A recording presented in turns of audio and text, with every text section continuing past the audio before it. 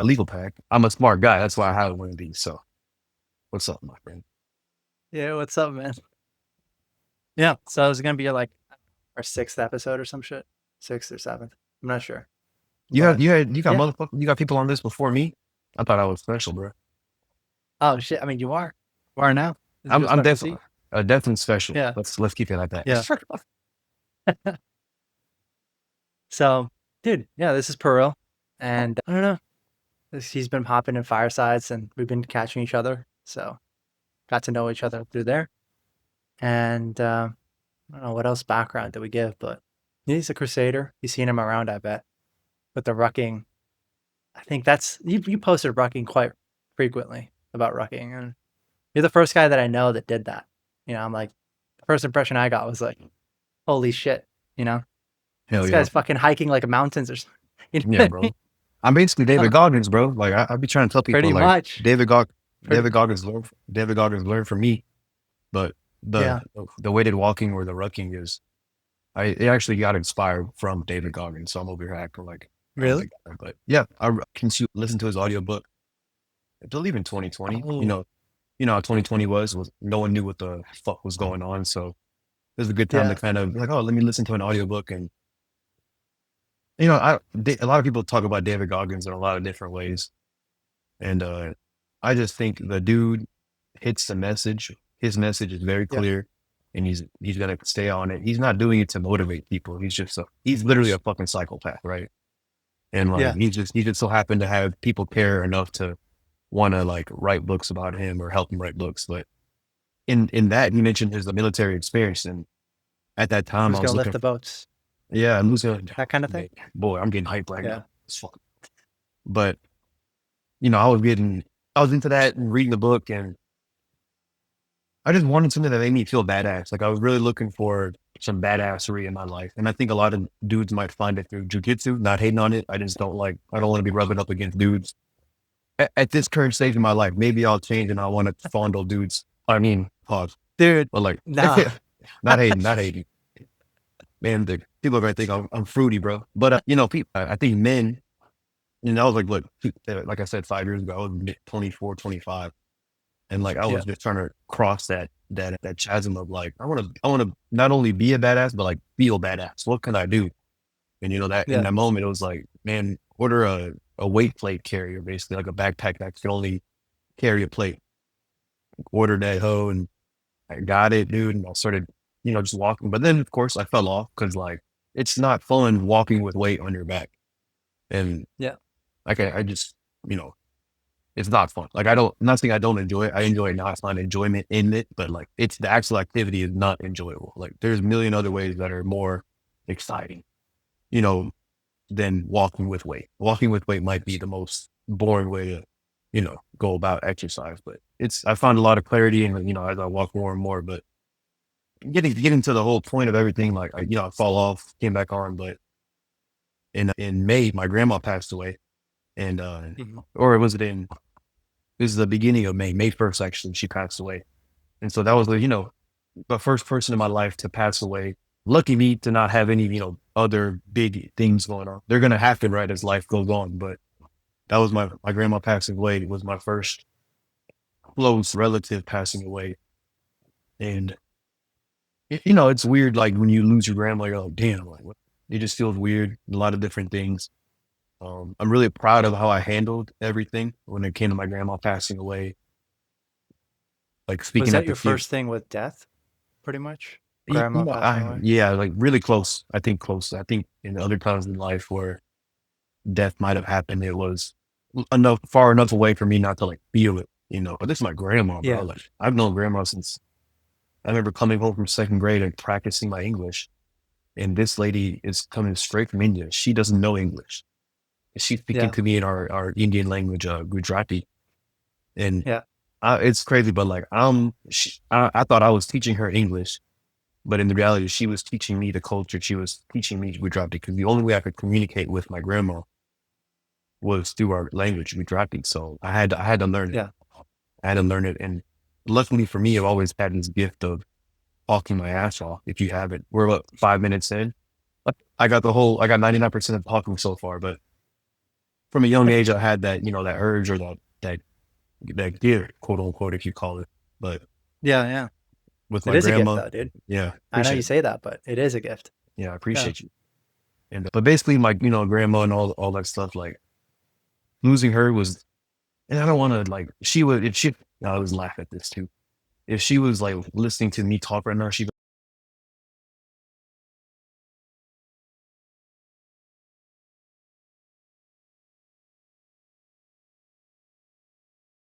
like, like move on with your life. That's the kind of woman she was. She was very like No present bullshit moment kind of mind. thing. Yeah. I mean, she took a Yeah. lot of bullshit. I gave her a lot of bullshit, but like I was her, in a way, like the talkative one in our family with the grandchildren at least. So like I'm always when I went home, it was always like joking with the grandma. Um, I would come home and she'd see my beard and she'd be like, shave that damn beard. And I'm like, nah, not happening. And she was the only person that ever nagged me about my beard. So ever since she passed away, been letting it grow out. If there's one Damn. positive about my grandma passing away, I'm just kidding. I'm just kidding. I'm Jesus just kidding. Christ. I'm just kidding. I'm just kidding. No, Yeah. I use humor and a lot of laughter to kind of work through these things, but no, my Yeah. grandma was awesome, man. But I'm really proud of the way I handled kind of the self pat on the back, the way I handled the funeral. Um, Yeah. uh, it was she passed away and we had the funeral, and it was no hesitation from my heart, from my soul, that I was speaking at her funeral. Like, yeah, I'm gonna fucking talk at my grandma's funeral for sure. And then Yeah. the next, that very next thought was, I got to do this shit in Gujarati. I can't do this in English. My grandma doesn't Yeah. know English. If I'm talking about my grandma and she's right there, I can't speak in English, bro. It's not gonna. That'd be selling myself short, and it would be selling what my grandma put on the like what she taught me. She taught me the language. She taught me the culture. So I'm getting goosebumps right now talking about it. But like, all that. I killed the speech. Made people, again, my gift of making people laugh or kind of bringing joy into any situation. I learned that I have it. If I can bring laughter in a room full of Indian people that are mourning, my grandma. She's a great woman. And that's another thing too, to see all these people. For me, she was just grandma, but then I look in the crowd and I'm like, holy shit, y'all all fuck with grandma too. Like Yeah. for that to be my grandma, how lucky was I to have that woman that everybody, like all these people, like in and of course anybody passed away in our culture, it's sad, but like there was a lot of people that were sad, brother. And I was like, damn, grandma must have like touched people's lives in different ways. But all that to say, like gave the speech in a second language, in our Gujarati language, and stumbled through a little bit as you would if you're speaking at your grandma's funeral, Yeah. as you would. But got to that, got through it, and what really was awesome about that to wrap up the whole funeral, to not stay sad all the whole time. But I don't know. I Just I remember, dude, don't cut no, yourself short. Just no, say everything. I'm kind of helping myself keep moving in a way. Um, Yeah, yeah. but after I spoke at her funeral, people came up and they gave me compliments on how I spoke. They were like, "Oh, you speak really nice Gujarati." And I remember when I was speaking, I remember you know, I was like, what did grandma leave me? Like, what did she leave behind?" And I told them, I was like, I'm a kid that was born in America, but I'm here speaking to you all in Gujarati. And like, I don't know, just that was really cool for me to stand in a pocket, stay poised, be the man I say I am. Really big Yeah. moment for me personally to make my grandma's death about me if I wanted to. But it's just nice too. The weeks leading out, even after, my mom would call and she said, "You wouldn't believe who just called. They were speaking about your speech at the funeral." And I didn't know that shit was being live streamed, bro. So not Wait, it was only being was, live streamed? I guess that's how we do it. It's when I die, God bro, damn. it better be on YouTube live stream. Like we need the whole world to see my funeral, bro. But I guess it was live Jeez. stream. I had no idea. And like Yeah. my mom said, she'd been getting calls like almost every single day from somebody, of course, wanting to express, condolences, but also like to give me props. And like, I don't know, man. I'm proud of myself, but to think that I made the community proud, and I hope I made my grandma proud through all that. And then Yeah. it's just awesome, man. But then as we, moved on with life, as we do after someone passes away, life and death are cyclical. So it's kind of be like, all right, cool. Like grandma's passed away, but even she would be like, move on, let's go. What are we doing next?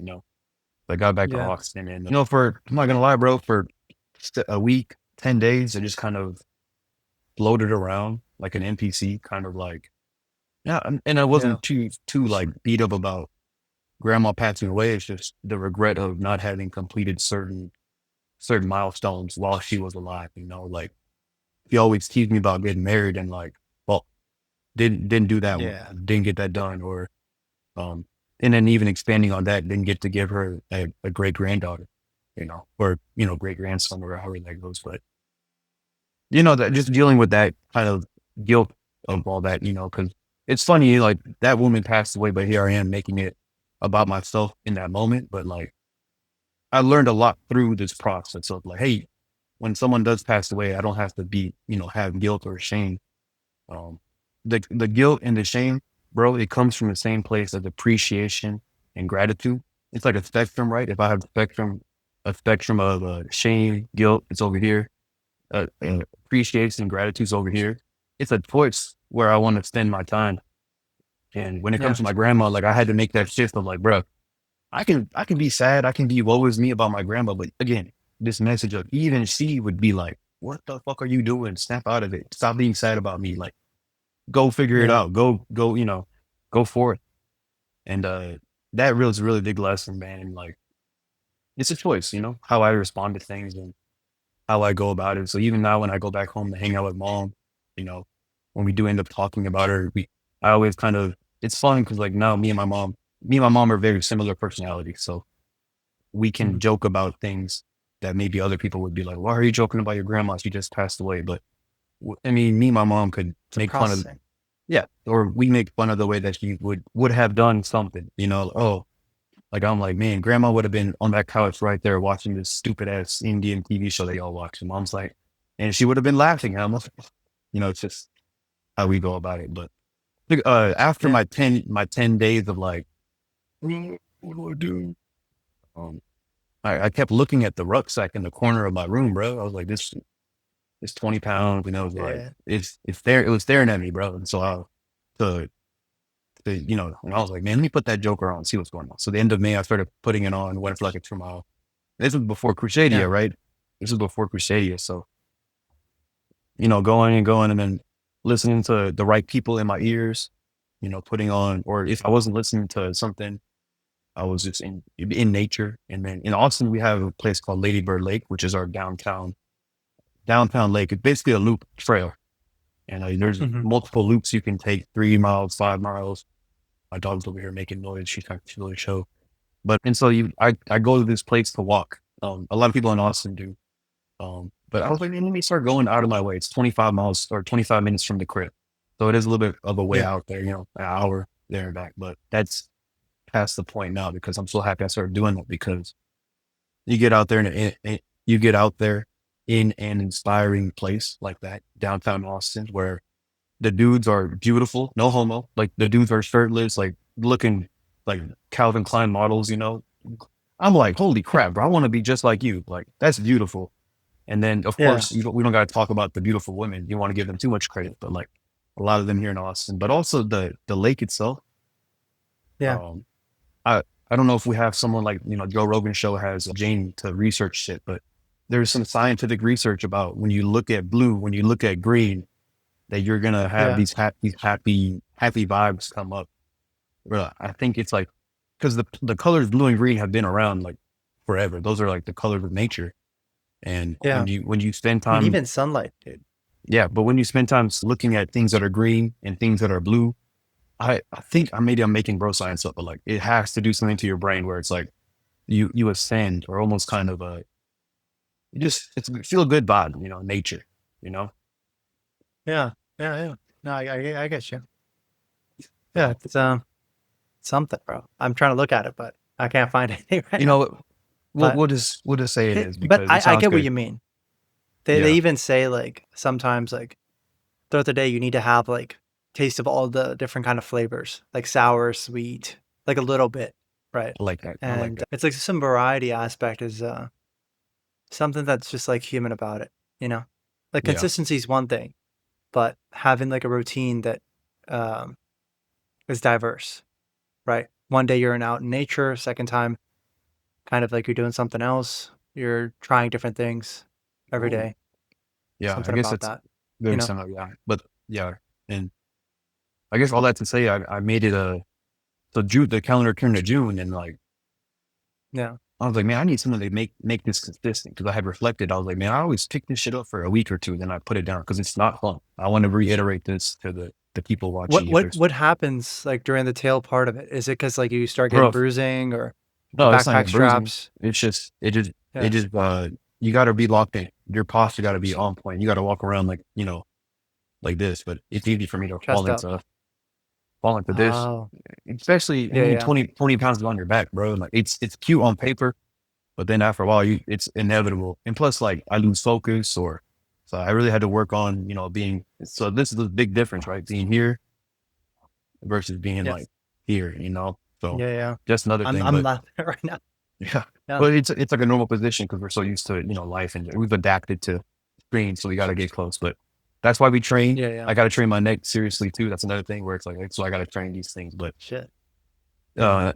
uh, that, but also like the backside of your body starts cooking. Like people don't think about it, but to move forward, you got to push off something. Like there has to be a powerhouse, right? And the posterior chain is the powerhouse of the body. So like shit, if you're trying to walk forward for 5 miles with 20 extra pounds, you're gonna use your backside.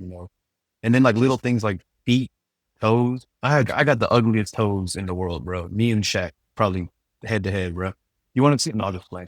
But you have to blur them out, bro. No, um, like just getting blisters and shit. So I learned a lot of like lessons. Like Yeah. I got it's right here. That's funny. I got this like nut butter for my inner thighs, God damn. and Okay. then I got this toe jam basically that helps me resist the. It's backward, but Squirrel's nut butter. Huh. not sponsored. But if they want to send me I don't know. some nut butter, I'm definitely would take that nut butter. But Yeah. I learned all this and I made my challenge in June. I was like, bro, fuck it, like do something outlandish. And like that's just the vibe I'm on. Like grandma Yeah. passed away. What am I holding back for? Literally was the conversation. I'm like what? Death is real. Like it's death is real. I had to put that in my veins in a way. Like, dude, it's nothing matters. It's like do what I want to do and Did you then do it ever with. Go ahead. did you ever think that you were gonna die one day? Did you think about that I when don't this think was about it. happening? No, I was just I guess I was just kind of Because wow. I don't know, for I me, every time never someone thought about passes myself. away, I'm like, damn, that Yeah. could be me. I think maybe if I'm removed far enough away from it, but this was so Yeah. close to home and seeing, You're man, thinking about the person more. Yeah. but I mean, seeing my aunts cry, seeing my younger brother's a stoic dog, but he just handles things differently than me, but he didn't shed a tear, but seeing my cousin cry, you know, as we should, like, I'm not hating on him. I was crying too, like letting myself cry. Like, bro, seeing your grandma hooked up to ventilators, like it's not, and like not to make this all about my grandma dead. Even she would be like, "What the fuck you talking about me still for?" But like seeing that, and like I guess I just didn't have time to process my own No, mortality. no, I mean, I get it. I didn't have anyone, any personal, very close deaths. So mine were distant in a way where I would be like, I don't really know the person. Maybe I've Right. seen them once or twice, maybe. Right. But sometimes I'm like, I mean, I know of a guy that's my same age dying versus, it's like when an older person dies, it's kind of, I think about the legacy that a person leaves. Like in a way, what you said when you saw your grandma pass and then you saw all these people that you may have never seen. And it's like, what the hell? Why are all these people here? And like, they're, you know, really, really sad. And it's for this person that was with me all the time.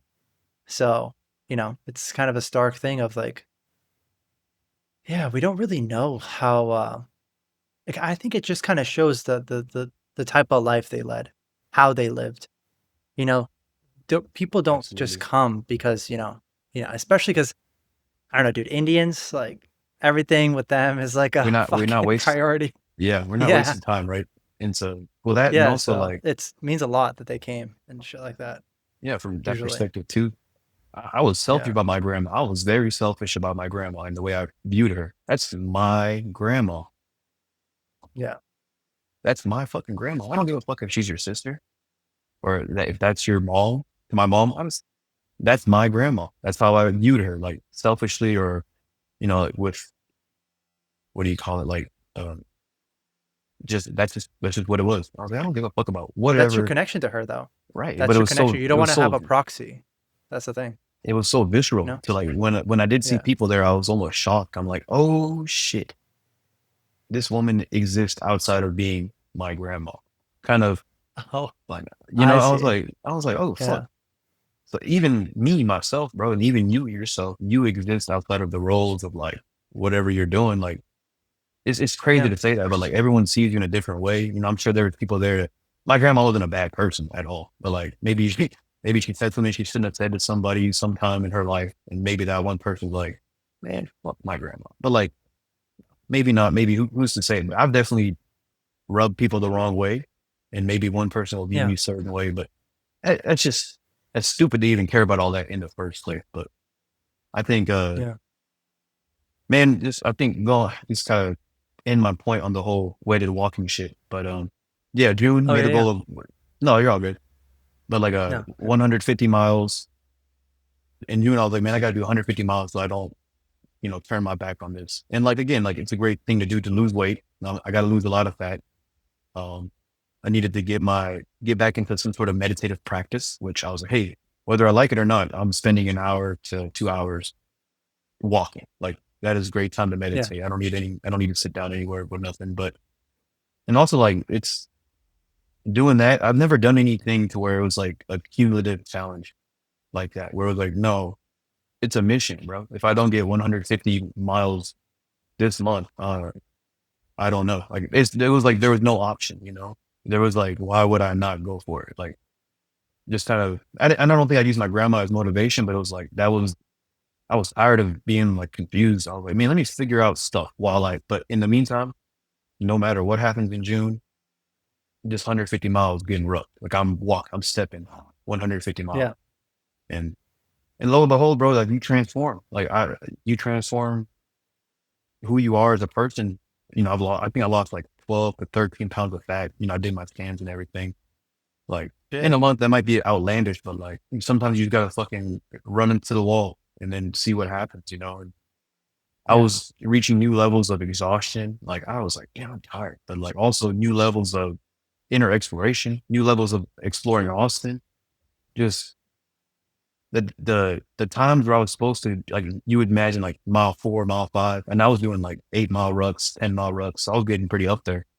But you would Jeez. think that on mile 9, I'd be fucking miserable.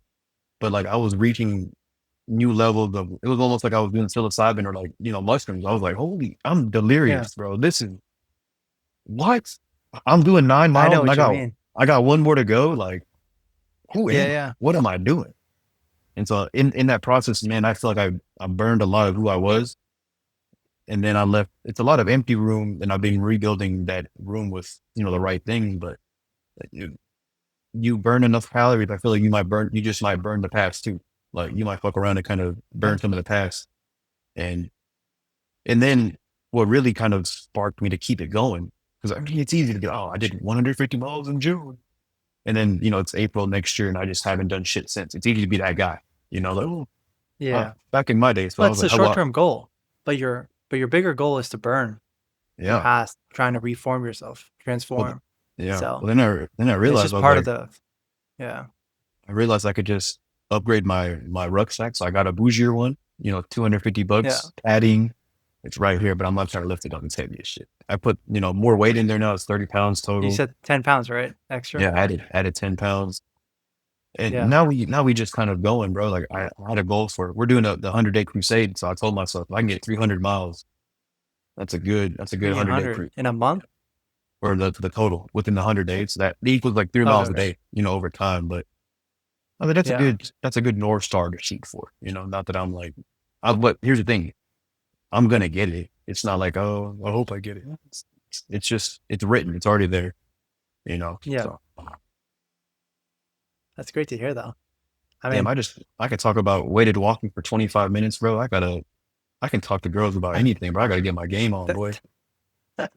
don't I forget got to about figure, grandma, dude. oh, It's not I just guess about weighted rocket. I Yeah. guess I did talk about my grandma, whatever. I'm just playing. That's the kind of Damn, relationship dude. we had, though. I was just, Another quick story, bro, on my grandma. Yeah, yeah. Maybe 2 years ago, I had a hair similar to this, maybe a little bit longer, but Hmm. had just gone through some stuff with this old girlfriend of mine. We all get. I'm not gonna go into detail, but I was like, Yeah, yeah. damn, bro, damn. I was just feeling like, damn, I need something. So I was like, man, let me shave my head. Let me buzz my head real quick.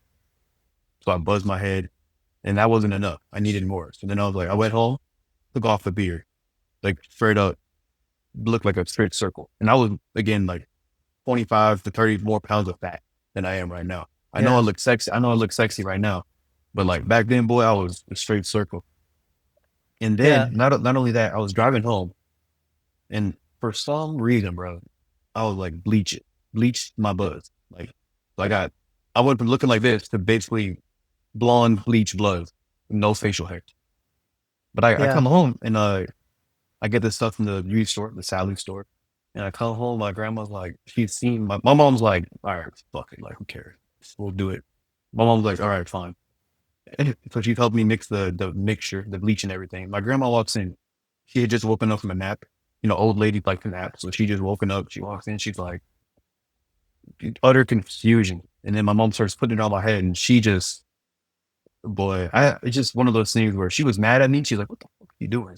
But also she was like yeah, laughing, like it was like a joyful thing, you know? So like, I don't yeah, know. yeah, And that was a good memory to have her, like she was right there next to me while I was getting my hair bleached.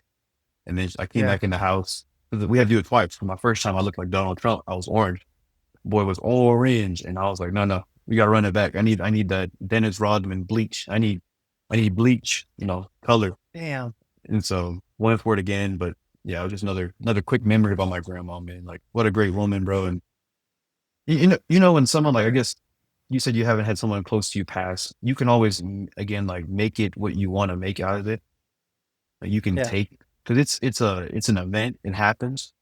It's going to keep happening. Not saying everyone's going to fucking die, but like people are going to I die. mean, they are. Yeah. People are going to die. And so it's like, I'm it's just, useful to yeah, maybe for the listener or maybe even for you, bro, to consider how you handle death. And I've done these journaling practices maybe where I was like, oh, imagine my dad is dead. You know, how would I handle that? And like, again, it's an event. We're going to have to, if we want to be strong men, you know, men that are able to not, you know, break down or whatever, like we're going to have to be good at being that rock in those moments, you know, because you can cry, I bro, but think, like you can cry yeah, for sure. It's not saying don't cry, I but was about like to say, in it's like crying for, emotionally breaking down is okay, but yeah, mentally, you got to, like the, yeah, thank you. yeah, You got can't to be meant stay, in it. Yeah. because like, well, the thing is, like, let's say if someone does pass away, who's planning? You got to start, as a man, you got to start like getting the gears going on honoring, right? Because you can sit here in the emotion and that's fine, let it all out. But I observed my dad. My grandma passed away. My dad's like, it was my mom's mom, so my dad's mother-in-law. Okay. Yeah. Um, and like, you know, dad, like, of course he's sad too. Like that lady meant something to him too, you know, even though they kind of that mother-in-law, you know, husband or that it's a weird relationship, I think, in a lot of different cultures, but in ours it's like, Yeah. I don't know if my dad really was cool with grandma moving in, but like if your wife's that's your wife's mom, what are you gonna do, right? Look, Yeah. kudos to dad. Kudos to dad. That's another lesson I learned from him. Like that's tough to do, bro. Not many dudes signing up for that, but he didn't say nothing, you know, solid man. So lucky me, grandma, mom, and then dad, you know, just grateful. But going back to it, like as soon as grandma passed away, dad had to lock in. He's calling people like, what do we do for funerals? Like I would sit next to him. I was like, bro, you're calling 4 or 5 people, and he's trying to get gears in motion to honor my grandma. He's like, we need a Yeah. venue. You know, in our culture, we do a prayer, like singing prayers, arti or whatever they call it in Hindi, but I can't think of it. But like we do like ceremonies. We do these things. We need to get things organized. We need to Yeah. get food organized. We need people from all over. Like, again, my grandma's very, you know, very impactful woman. Like people from all over. So they wouldn't come from India, but like in India, we need to let them know.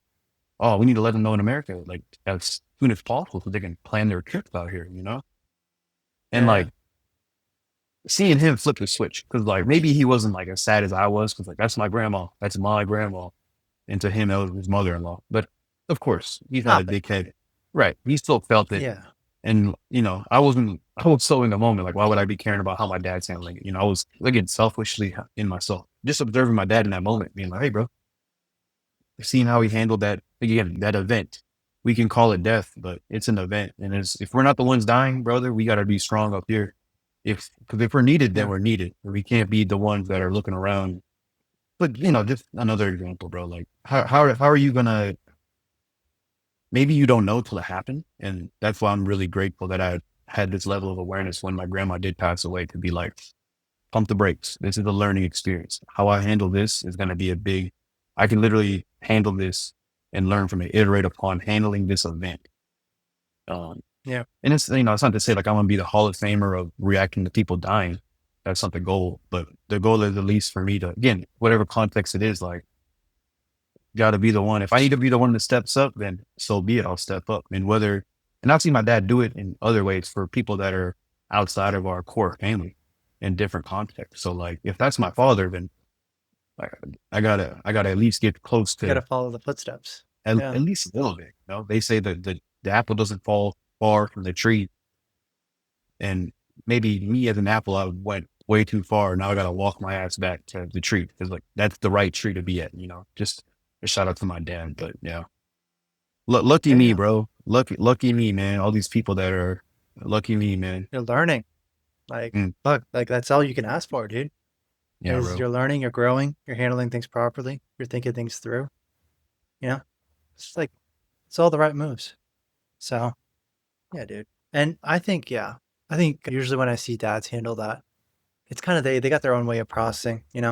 Where it's like they feel it, but it's almost like they don't. Some people put their emotions aside, but I see the people that handle it well is they move through it and kind of them going through the motions of doing it is part of their ritualistic process. It's like if something bad happens, I don't know if you've seen it. It's like in these older traditions, it's like if your parents die, like the son has to be the one to dig their grave.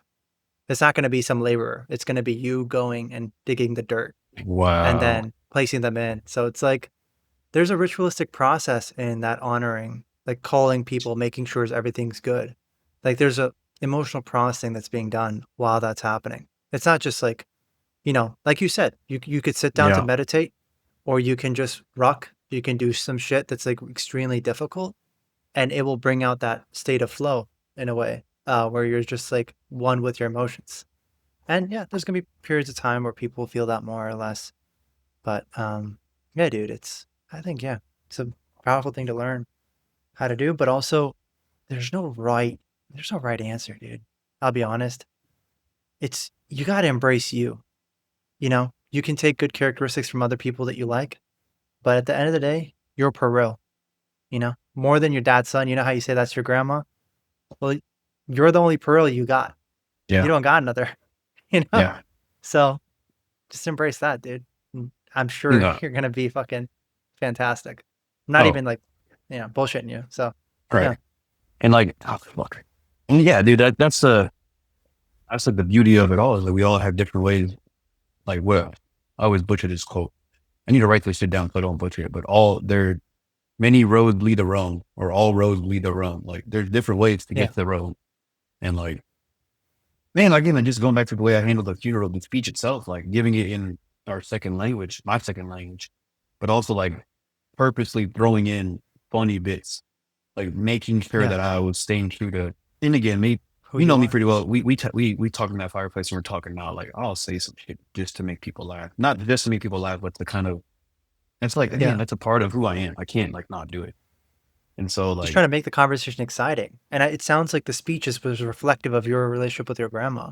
So how you and like interact with her is how you interacted with the speech. exactly how I wanted It's to a approach it, bro. reflection, Like bro. I didn't Yeah, talk to my grandma crying. I talked to her. I was shit talking. I was joking. I was like, Grandma, I'm gonna, get a piercing here. I would say stupidest shit to my grandma. She'd be like, you better not. And like, you'd fake hit me or yeah, whatever. Like, or, grandma would be like, you should get married. And I'm like, I'm not getting married till I'm 45, grandma. Or, in our culture, not to be racist or anything, in our yeah, culture, yeah, it's like, you better marry an Indian person, right? In our culture.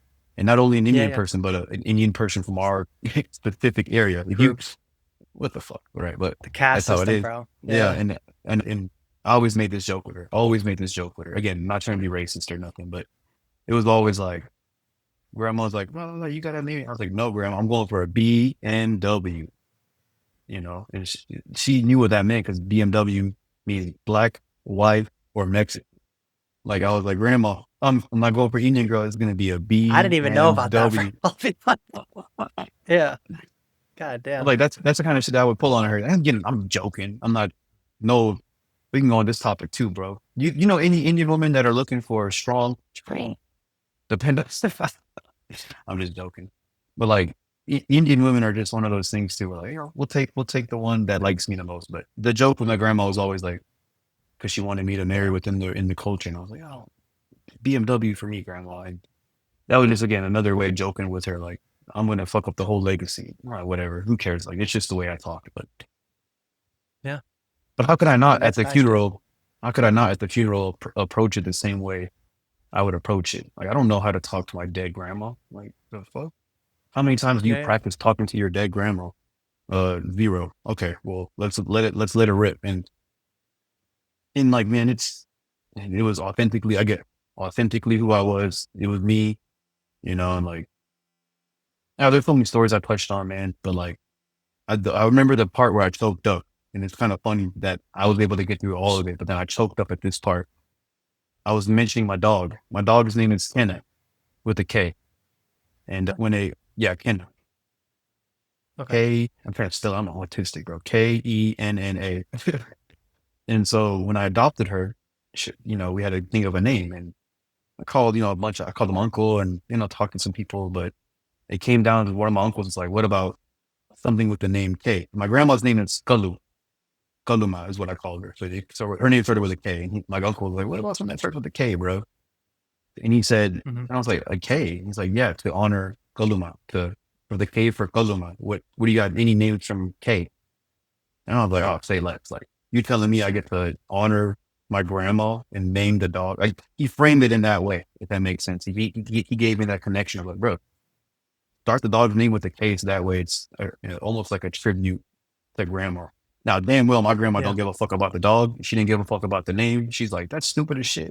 But like, I was like, no, her name is Kenna from your letter K, you know? But Yeah. during the speech at her funeral, it was so freaking hilarious. I got through the whole thing, home runs in the pocket, in the pocket. Boy, I get to the part about talking about why I named my dog Kenna. Come on, bro. And I was just like, Just it just became too started. real? Like, what happened, bro? It was again. I guess I never practiced giving a speech at my grandma's funeral, but like it overwhelmed me, bro. I was like, this. It's almost like I didn't even know. I knew that I named my dog with the K for like to honor my grandma, but Yeah. I didn't even know. I didn't even like comprehend or know what that really means. And maybe I still don't, and we could riff on it forever, but like for me to react that way when I Yeah. mentioned that connection, like I didn't even know. That's the thing that made me laugh. I didn't even know I was going to get emotional at that part. Like I didn't even know that connection was that deep. And like, I love my Yeah. dog. The dog's fucking awesome. She's annoying sometimes. She's getting older now. Older women are a little annoying. Older, I'm just kidding. But this is one of those things where like the dog is, a reflection. And yeah, man, yeah. It feels Yeah. like, what do you call? What's that word, bro? What's that Something word with people your say? dog, man. You're like older women are annoying. I feel like that was like a Oh, joke against your grandma too. Yeah. absolutely, yeah. If she's watching this, she'd be like, this motherfucker, this. She always used to do this like fake hitting Damn, shit, dude. bro.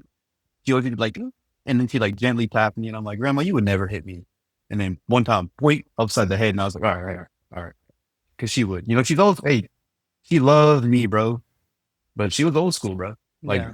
she wasn't Yeah. on Yeah. some, she went on the the new school, the BMW shit that we be on nowadays. She was on the old school, bro. Yeah. Damn, dude.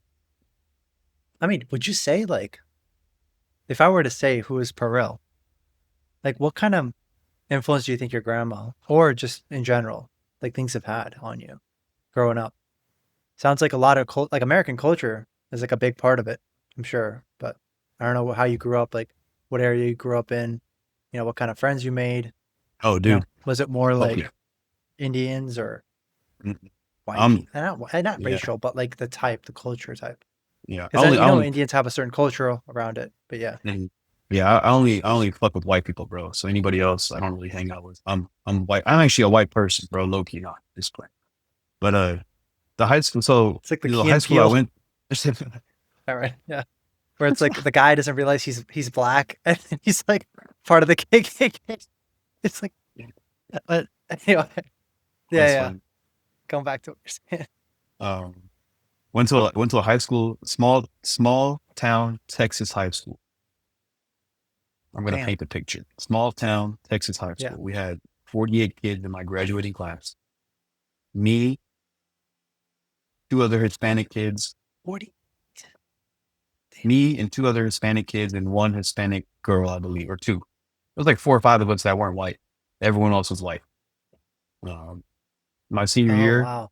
yeah. So in that small Texas town, if anyone's listening, it's like Friday Night Lights, but like with 10, like it minimized by 100%. Like there's nobody. It's like a super small town.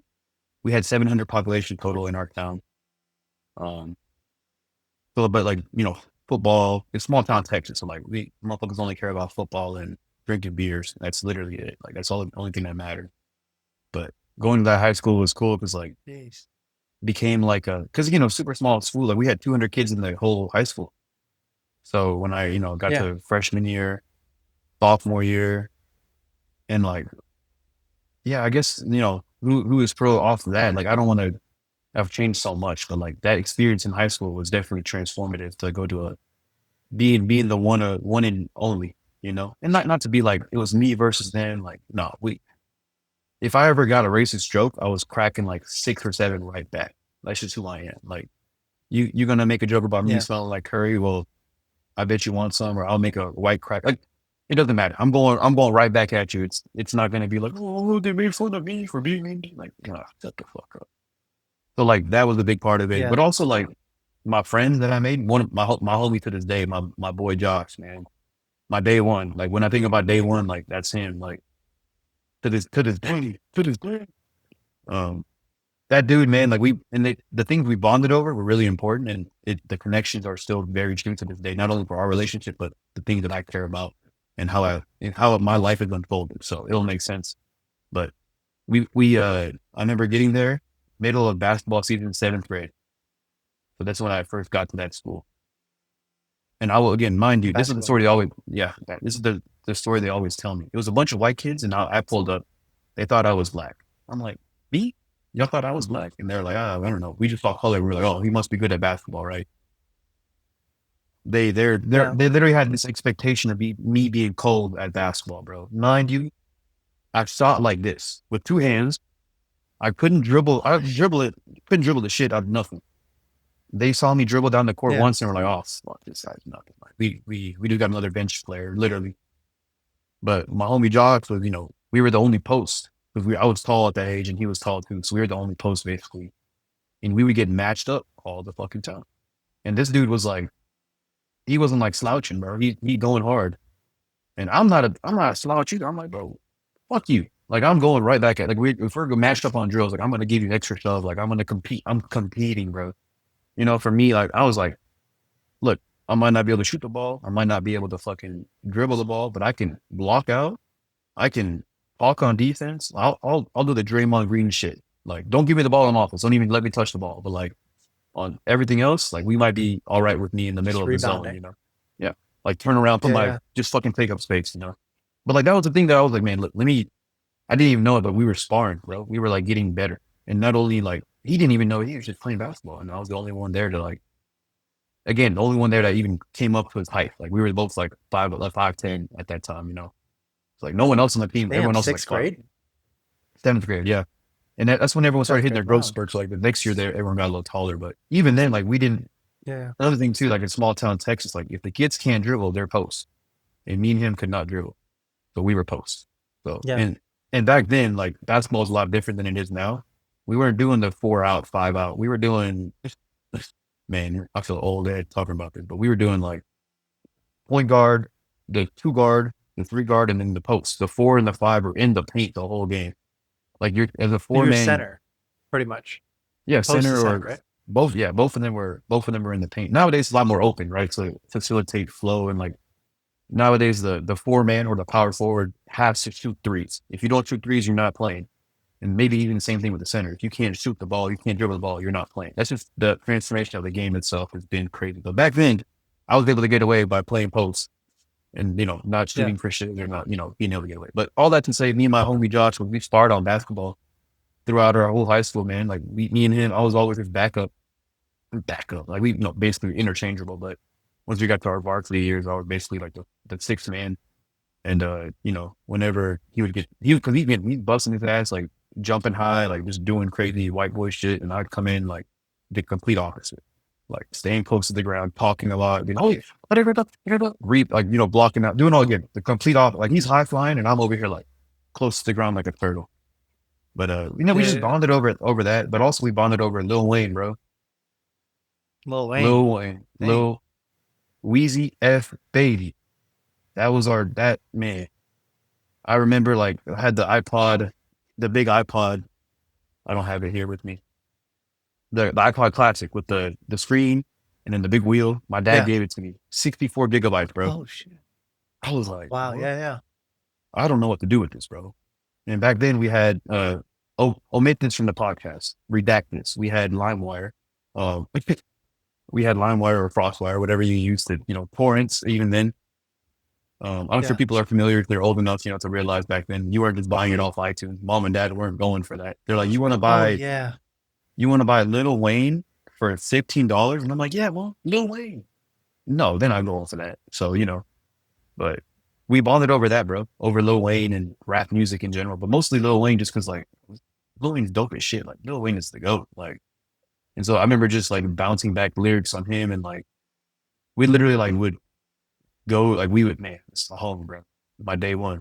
Like we would finish basketball practice. We would go home, shower, and then I would drive over to his house or he would drive over to my house. We'd play the game, like NBA 2K, while blasting Lil Wayne.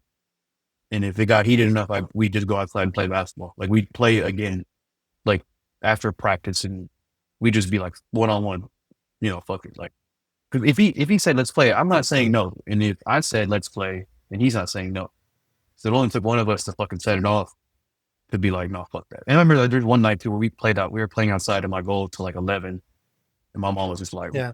what the fuck are y'all doing? Like, please, like, what? My mom was like, what are y'all doing? You know, and she just didn't know. Ball is Just life, yeah. bro. She didn't get it, bro. Ball is life, mom, and she didn't understand. But that, so when I Damn. think about high school, I think about my boy Josh to wrap all that up. Like my Yeah. homie Yeah. Josh, like that's my dude. But then I went to school at Texas State, so I went 4 hours away for college, and Texas State, let me make sure I Texas say it the State. right way, the Texas State University, the Texas State University. Eat 'em up, cats, go. But I went there for State. college because I wanted to get some freedom. As any Indian man wants freedom from his parents at age 18, he's like, man, I gotta get the fuck on out of here. Dude, there is a difference. There's Texas State University and there's the Texas State University. There's actually two of them. Nah, Wow. they're the I didn't same. even They're the same. realize. I just call it. Oh, But they're the like, same. I Really? went to, I don't know, who cares? Maybe for the story, I shouldn't have said anything. I'd be ruining my own No, shit all no, the dude. time. Damn it. I'm not even joking. There's IC Texas State University and the Texas State University So system. the system's in Austin, bro. So that's like Oh that's shit. probably So that's this probably is like the college is there, yeah. So that's the city of San Marcos, and ah, let me gotcha. put you on. If you're ever in this area, this neck of the woods, brother, that city is Yeah. that city is heaven sent, bro. Even though the zip code is 78666, Really? that city is heaven sent, bro. That is the best place in the world, bro. I have so many fond memories in there. But I went Damn. to school there. If you are you in mind, bro? Yeah. That's so cool. Can you That's so cool, man. I used to run those streets, brother. Man, just kidding. I'm just, What'd I, you do? What'd you do, man? nah. I got So some college stories, huh?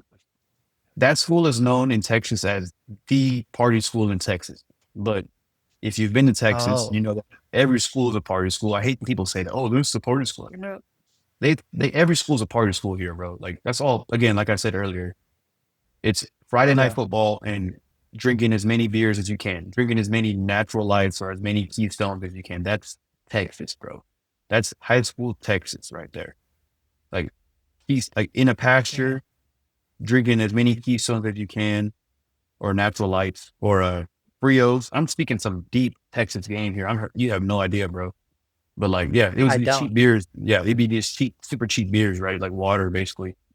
But that's Texas, bro. You can get drunk anywhere you Damn. want to. Like that's literally the culture. But this school is the number one drinking school in Texas, the party school. So, and I'm not gonna lie, bro. Boy got down into some partying for sure. My first semester, I had like a 2.4 GPA. I had like, bro, Damn. completely. I was my partying. Like we'd be partying on Tuesday nights.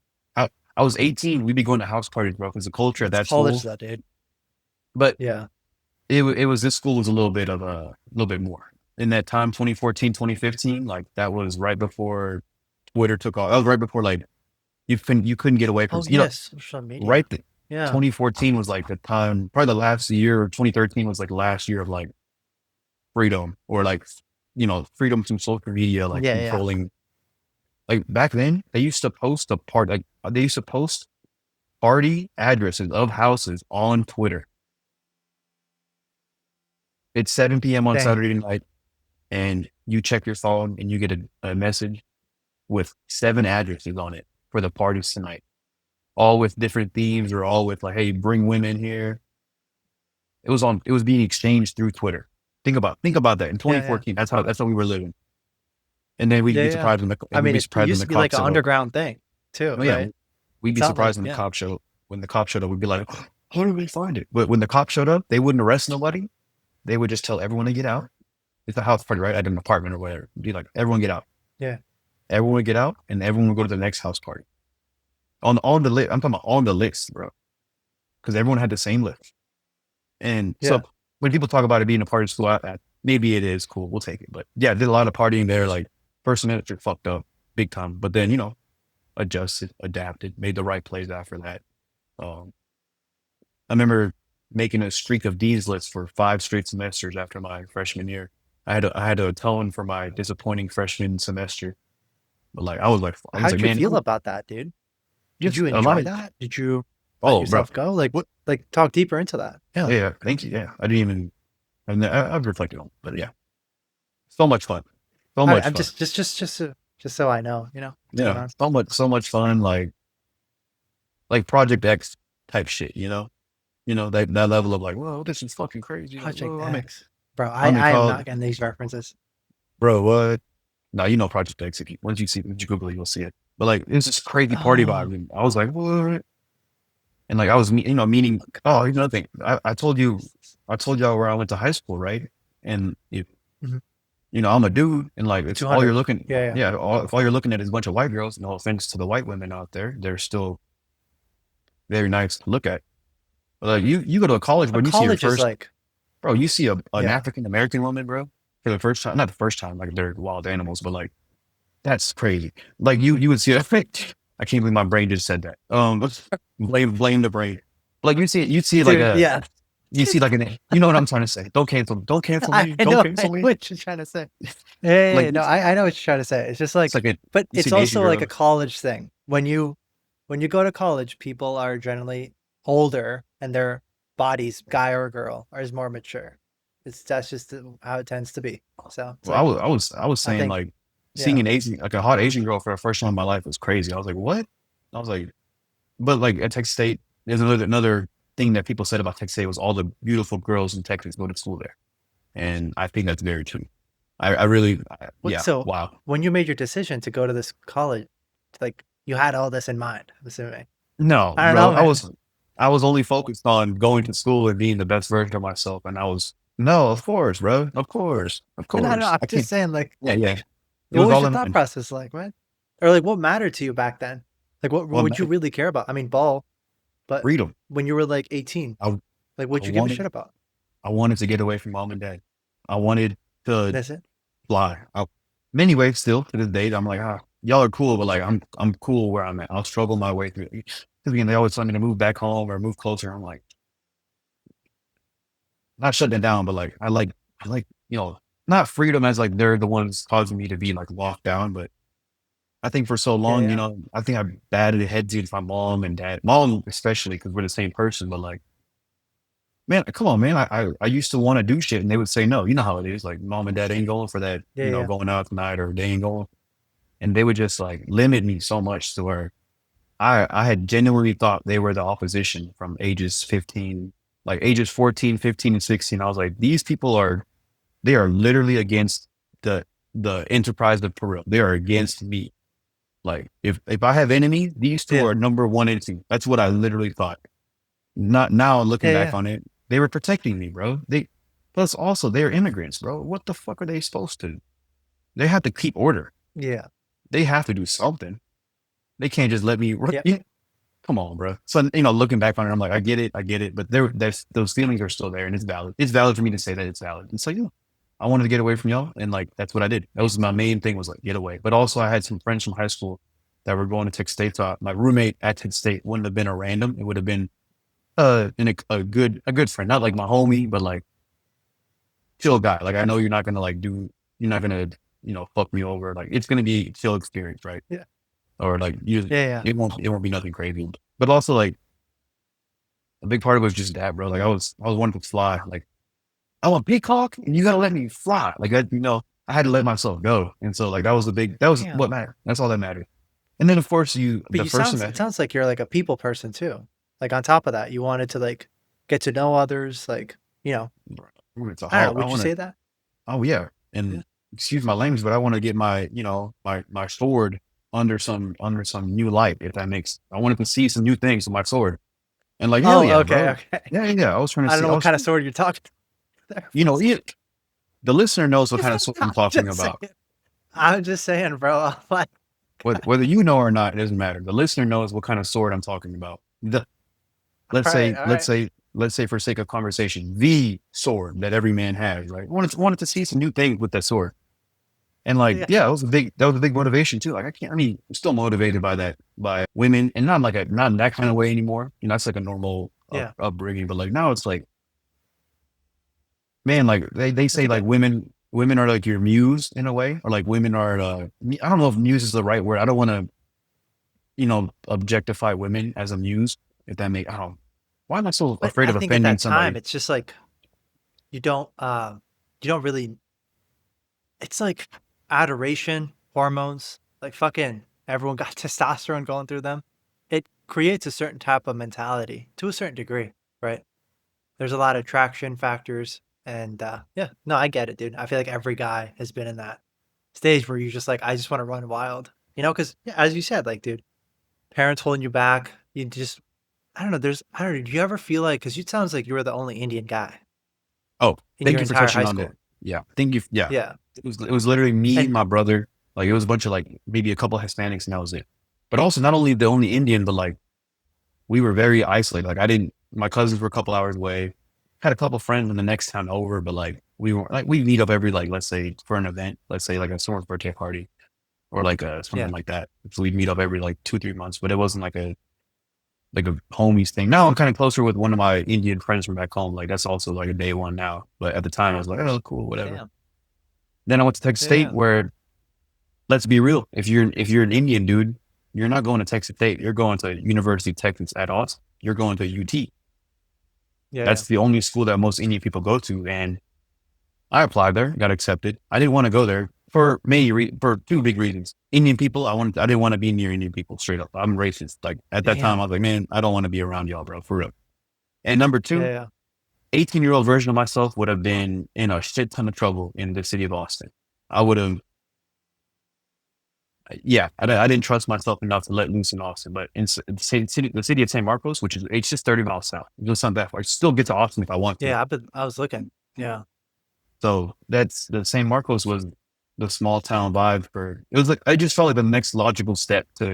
It was unique too. Like oh, I can go to UT or I can go to San Marcos, which is going to be a different thing, like my own yeah, story in a way. So that was, but like as far as Indian people go, like I didn't even at Texas State. So I went to school there. There's not very many Indian people at this school. It's not like a big Indian culture. yeah, At UT, there's probably like Diwali celebrations. There's probably like holy celebration. Like They're probably popping off. Like I'm sure I would have probably met my wifey if I had done.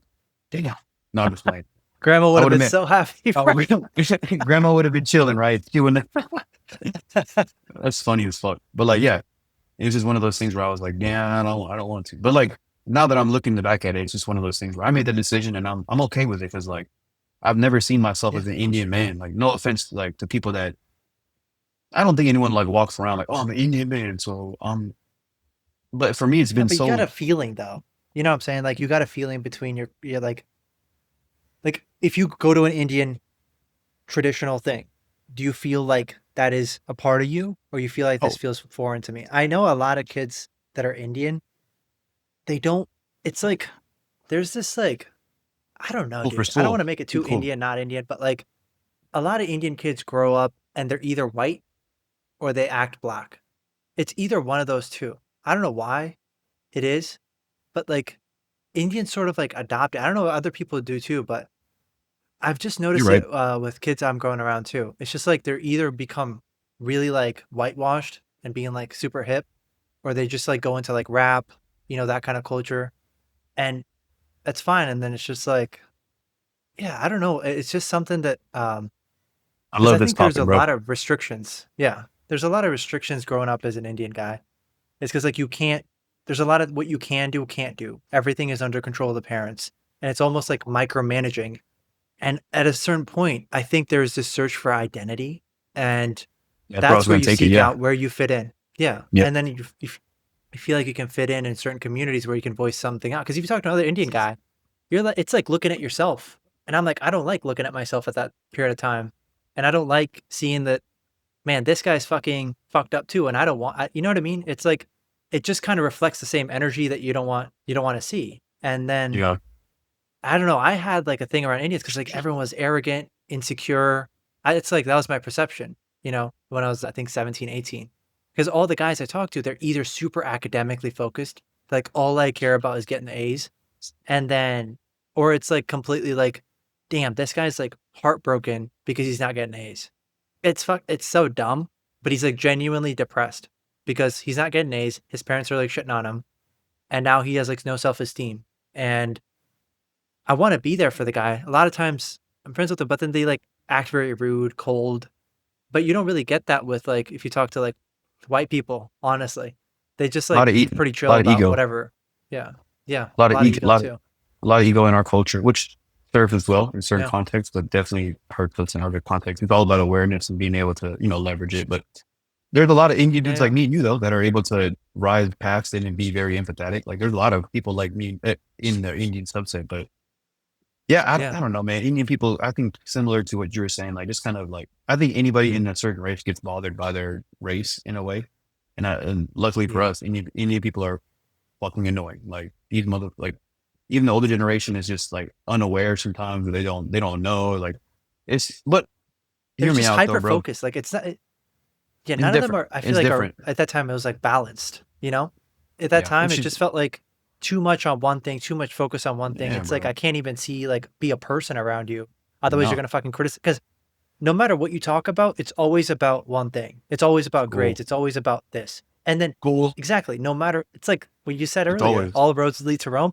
All roads fucking lead to grades or some shit. And it's like I well can't after you have a graduate from that. conversation with you. Yeah, after you I graduate can't. from school, after and it's the thing. I can if you're an Indian man, you listen to this. I can literally tell you how your parents are going to act for the next couple of years. If you're in school, they only care about grades in school, and then you go to college, they only care about grade, school, career, which is they should And care, right? But then internships. and then yeah, Internships are big. and then it's gonna Yep. be and then it's gonna be once you get out of college, it's gonna be job, pay, right, house, cool. I mean, again, logical steps, Yep. but then it's gonna be wife. Or if it's not a wife by then, it's gonna be wife, kids. It's just, Yep. And the I kids' think, bro, future. So it's like, what school are you putting them in? What area you're going this to is live in? it's endless. It's How are you endless, going to right? save up? Financing, investing. Like, Finance it's just going to and go look. on and on and on, dude. And Yeah. Lord forbid you trying to marry an Indian girl, you're gonna have to answer as the man trying to marry an Indian girl. You better be locked. You better be dialed in, right? Because ain't no Indian dad gonna let their daughter go for a bum, as as they should. Yeah. And I think a lot of Indian girls aren't going for Yeah. bums Yeah. either. So like whatever, you know. Luckily That's I'm just sexy. Asian guys in general at that point. Yeah. You know what I mean? Luckily I'm sexy Asian as fuck, families in bro. general So are just all I mean, you got it locked down in a different setting too, bro. I'm just saying. We'll see. Maybe this camera, this 360p camera is helping me out. If it was 4K, it'd be like, oh, hey. But that the search for identity as an Indian man or as a young man, especially when we are the first generation. I don't know if you're first generation, but mom and Yeah. dad, they came from India and boom, we're in Texas now. All right, cool. I Same. gotta make sense. I was I gotta born make in sense. India too. Yeah, I gotta So make sense. I gotta yeah, make sense of like this, right? zero. Is what we gotta be like, what? Okay, well, there's nobody like me around me. Cool. Check. That Yeah. means that I'm one of one in a way. That's a lot of ego comes from that where we feel like we're more unique than other people. We feel like our culture is more unique. We feel like maybe even some Indian men have been raised on a Uh-huh. pedestal from their mom and dad. Look, the ego comes from that too. Like I thought I was unique. I thought I was one of one because I was at high school. My everyday experience was like, I look around, it's me. It's one of one. So how do I make Yeah. sense of that? Right. Looking back on it, I was like, well, I like basketball. I like rap music. My homie loves the same things. Okay. Well, it's anchored down there. I love girls. Guess what? Hell yeah. They're everywhere. Then it was from that point, it would just kind of be like, oh damn, like going through certain things, like going through like it was just weird, but at the same time, like it was my experience, and I wouldn't trade it for nothing else because like I learned a lot. Maybe if I had gone to school with more colored people, I was colored people crazy. People, what do you call it? People Being skin. Texas has made you racist. I'm over here saying colored people, bro. The coloreds, that's crazy. But like, if I had went to school, if I had went to school with You a could say bunch of immigrants. You could say other Indians. You could say uh any other words, brown skinned people, I guess the brown skins. But if Yep. I had Yep. gone to school or been around more of those people, maybe I would have wanted to go to UT.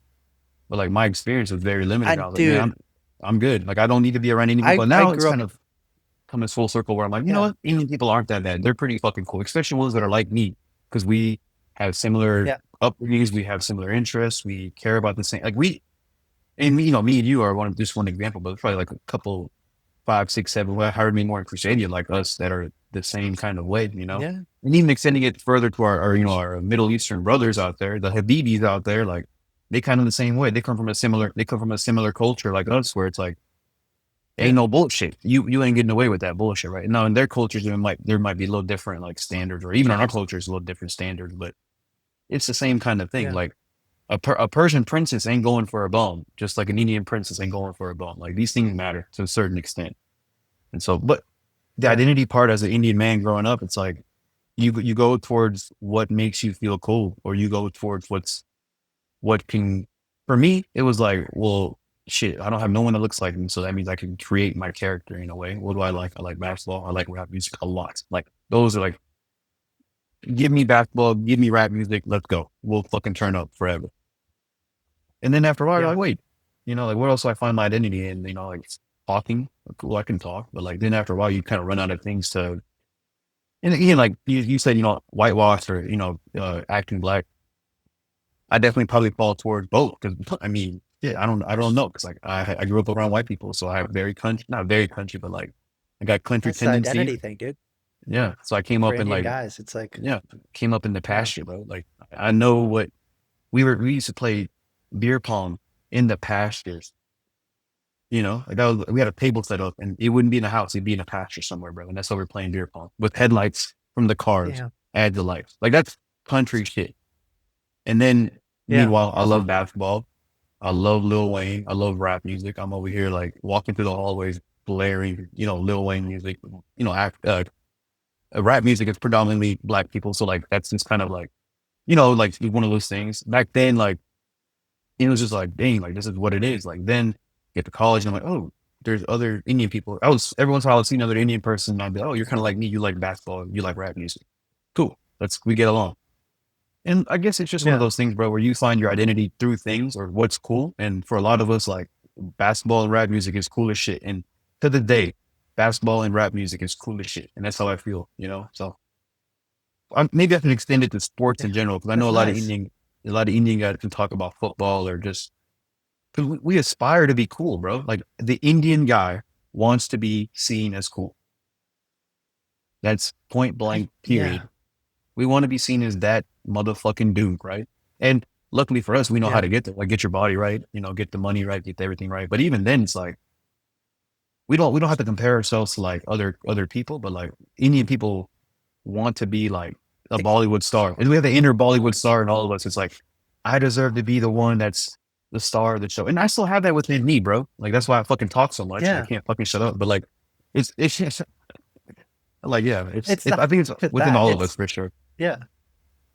I think there is this like if you see like I remember hearing about it. It's like apparently an Indian family got raised in Norway. I think 2013. I don't know if you've heard of this.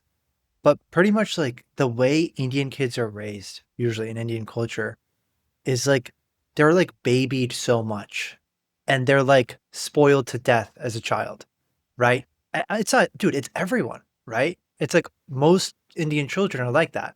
It's like if a guy, like, if a guy or a girl, like when they're like 2 years old, like just starts throwing a tantrum, they're going to get what they want, like usually. And Usually. I think in Norway, the back of the story is like pretty much like this lady, I think it was like a 2 year old, start like force feeding him. You know how like grandma's like, oh, eat more, eat sweets, eat this. And their neighbors saw them and they thought it was child abuse. And so they made a whole movie about this now. And they Damn. took the child away. The Hell fucking yeah. Norway police or Wait, whatever wait, the wait. fuck. They took the baby away? Oh They hell took the no. baby away from the fucking family and then they fucking like rebelled against it. And then I don't know if they got their baby back, but like damn, like that it's to an extent of extreme. That's And it's just to show that like in some cultures it's the complete opposite. I mean, dude, I don't know, European kids in Norway, they're like fucking cold. Like one of my good friends in middle school was in Norway. I get invited to their house. He just goes to his room. It's fucking weird, right? He just talks to us. He says, "Hey, mom." He goes to his room, and then like even the food they eat, it's like a bowl. It was good, but it was just a bowl of noodles hell with yeah. water.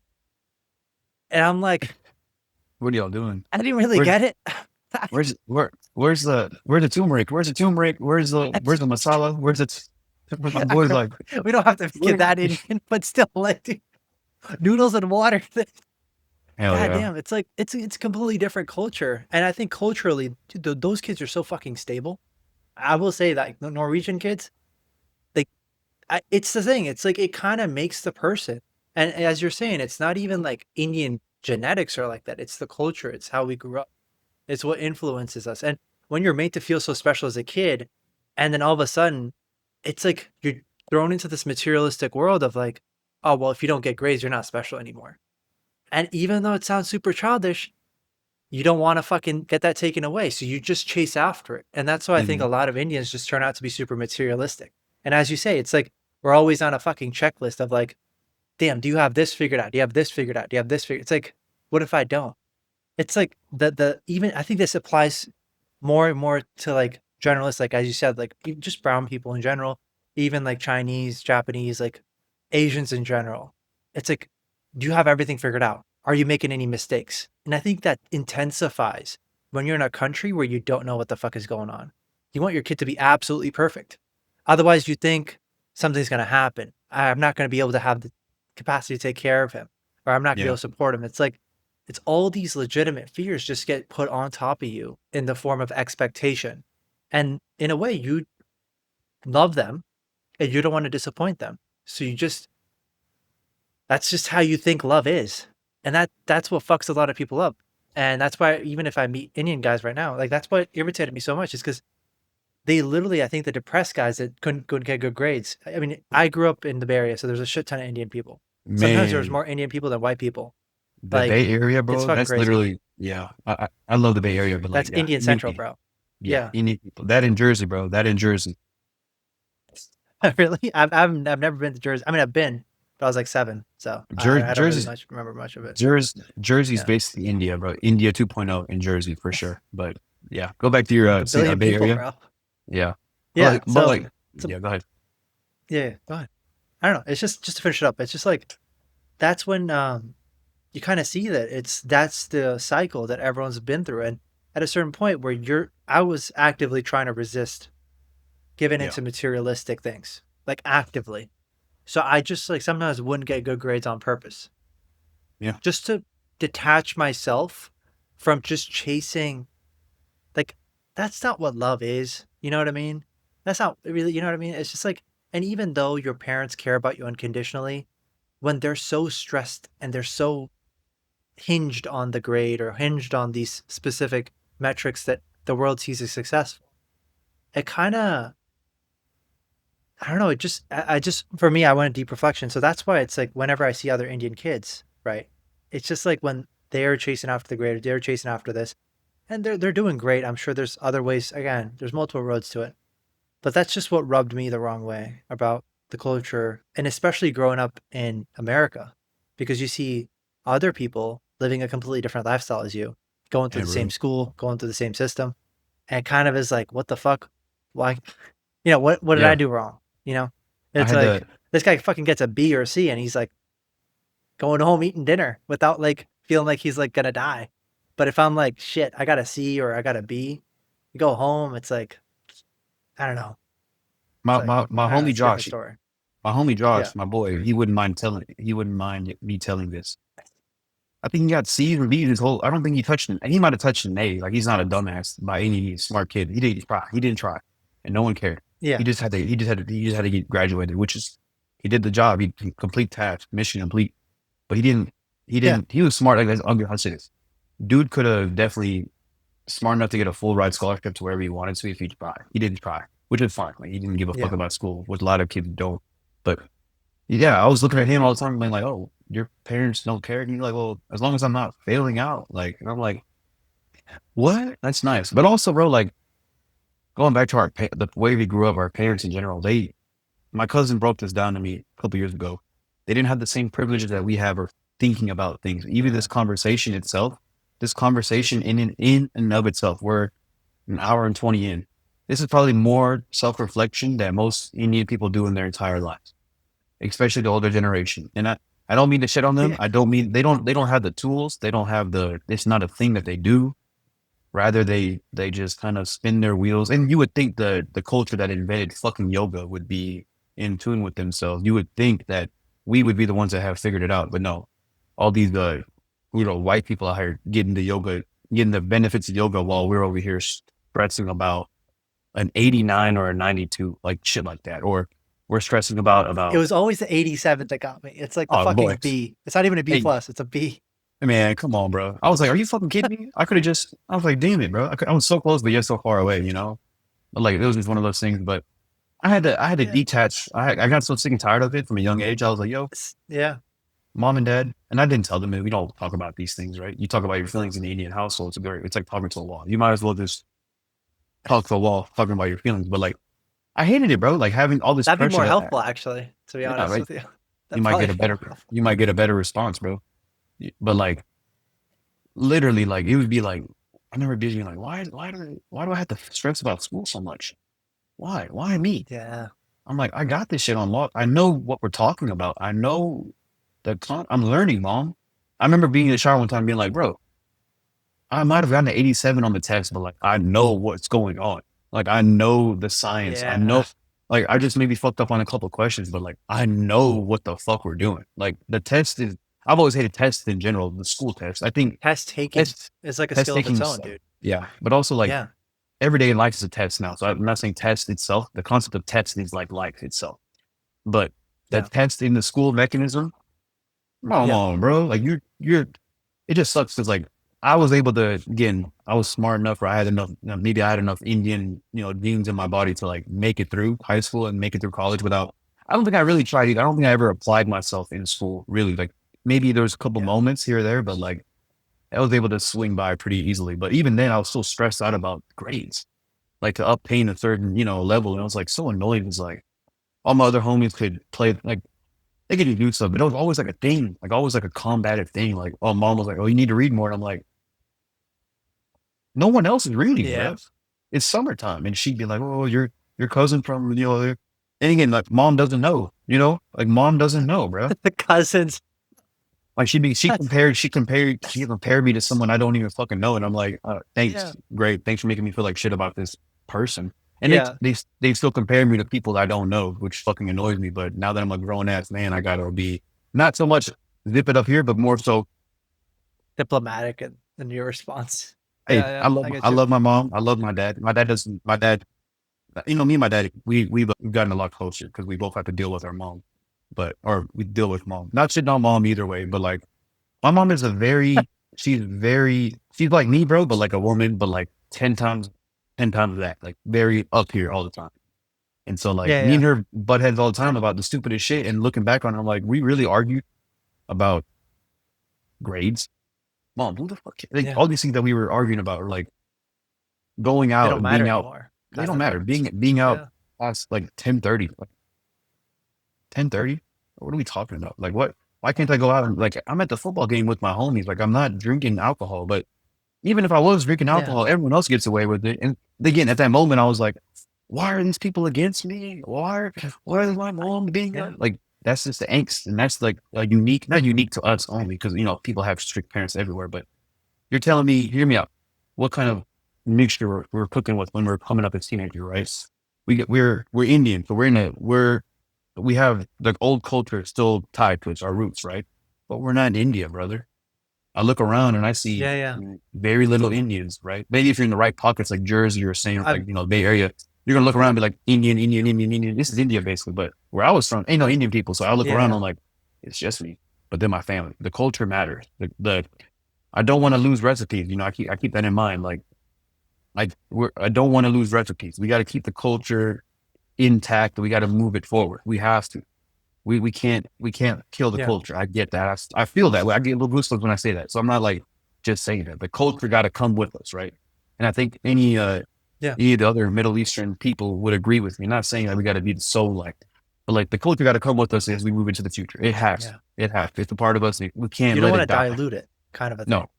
And Yeah, it's one of those things where like we got to honor it in the way that we're going to honor it in our own way, but we got to bring it with us, right? So the culture coming with us no matter what, but not like don't lose the recipe. Like don't lose what made us us. And a lot of times, like they caring about like these things that our parents were so concerned about was just their love language or their love language in a way of like, this is how I express that I care about you by saying that we got to America, like, all the things they would say, but just that's how they express it. And we got lucky enough to be born in like come up here to have conversations like this to like brother, like reading books about mental health and like maybe even like I remember asking my mom about Jiddu Krishnamurti, bro. I don't know if you've ever heard of him. Like one of the most Oh, renowned, I think one of Krishnamurti, yeah. yeah, one of the best. And David like she was Bowman like, Krishnamurti, the yeah, space yeah, yeah, yeah, that's a good conversation too. But like I remember asking her, like, you know who this is? And yeah, she's like, no. Then I asked her, like, what about this? And she's like, no. Like she doesn't know any. Not saying she doesn't know it, and I'm not calling her ignorant, but like it's not a thing where people like, why would she read philosophy? Why would my mom pick up? I don't know if you yeah. would consider, Krishnamurti a philosopher or anything. Not he definitely not a guru He's of certainly sorts, but spiritual. yeah, and that's it. Like, why Yeah, she yeah, wouldn't have time for that. For me to be able to read it is a blessing. Me to be able to yeah, to have the awareness that reflection matters. To even know that is like a million miles ahead of our previous generations. To be able to all these things that we've benefited from, we've learned from their mistakes, and I remember like not getting love I expected from mom and dad. And I would internalize it like I'm not good enough. But now I look back, I'm like, they don't know how to give love because they don't know how to give love, brother, in the way that I want love. and dude, I, from my, let where me get this out real quick. Let me get this out real quick. I'm on a roll right now. certainly, But yeah, like, I was, yeah, yeah, I was like, it felt like I was going to the hardware store looking for milk, going to mom and dad looking for the love that I wanted. Like I was like at the hardware store, like, where the fuck is the milk at? And they're like, mom and dad are looking at me like, where are your fucking grades? Why are you worrying about milk? And that's not what they were saying, right? They were still showing love. And because again, we think about love, like you don't think the shelter is love. You don't think the daily food, the daily checking up on you, like, how are you doing? Taking care of us. That's love, right? That's the embodiment of love is the action of, damn, I'm sure they didn't want to take care of me sometimes, but like they did, and they did a good job and they kept doing it. And like they bought me school clothes and they yeah, did it. They took care of a lot now, right? There's a lot of things that we're like, we might criticize them for, or like we might look at like, oh, y'all missed this, y'all missed this. If we gave them a report card, a grade, if you will, they wouldn't have a 90, right? They might be 87.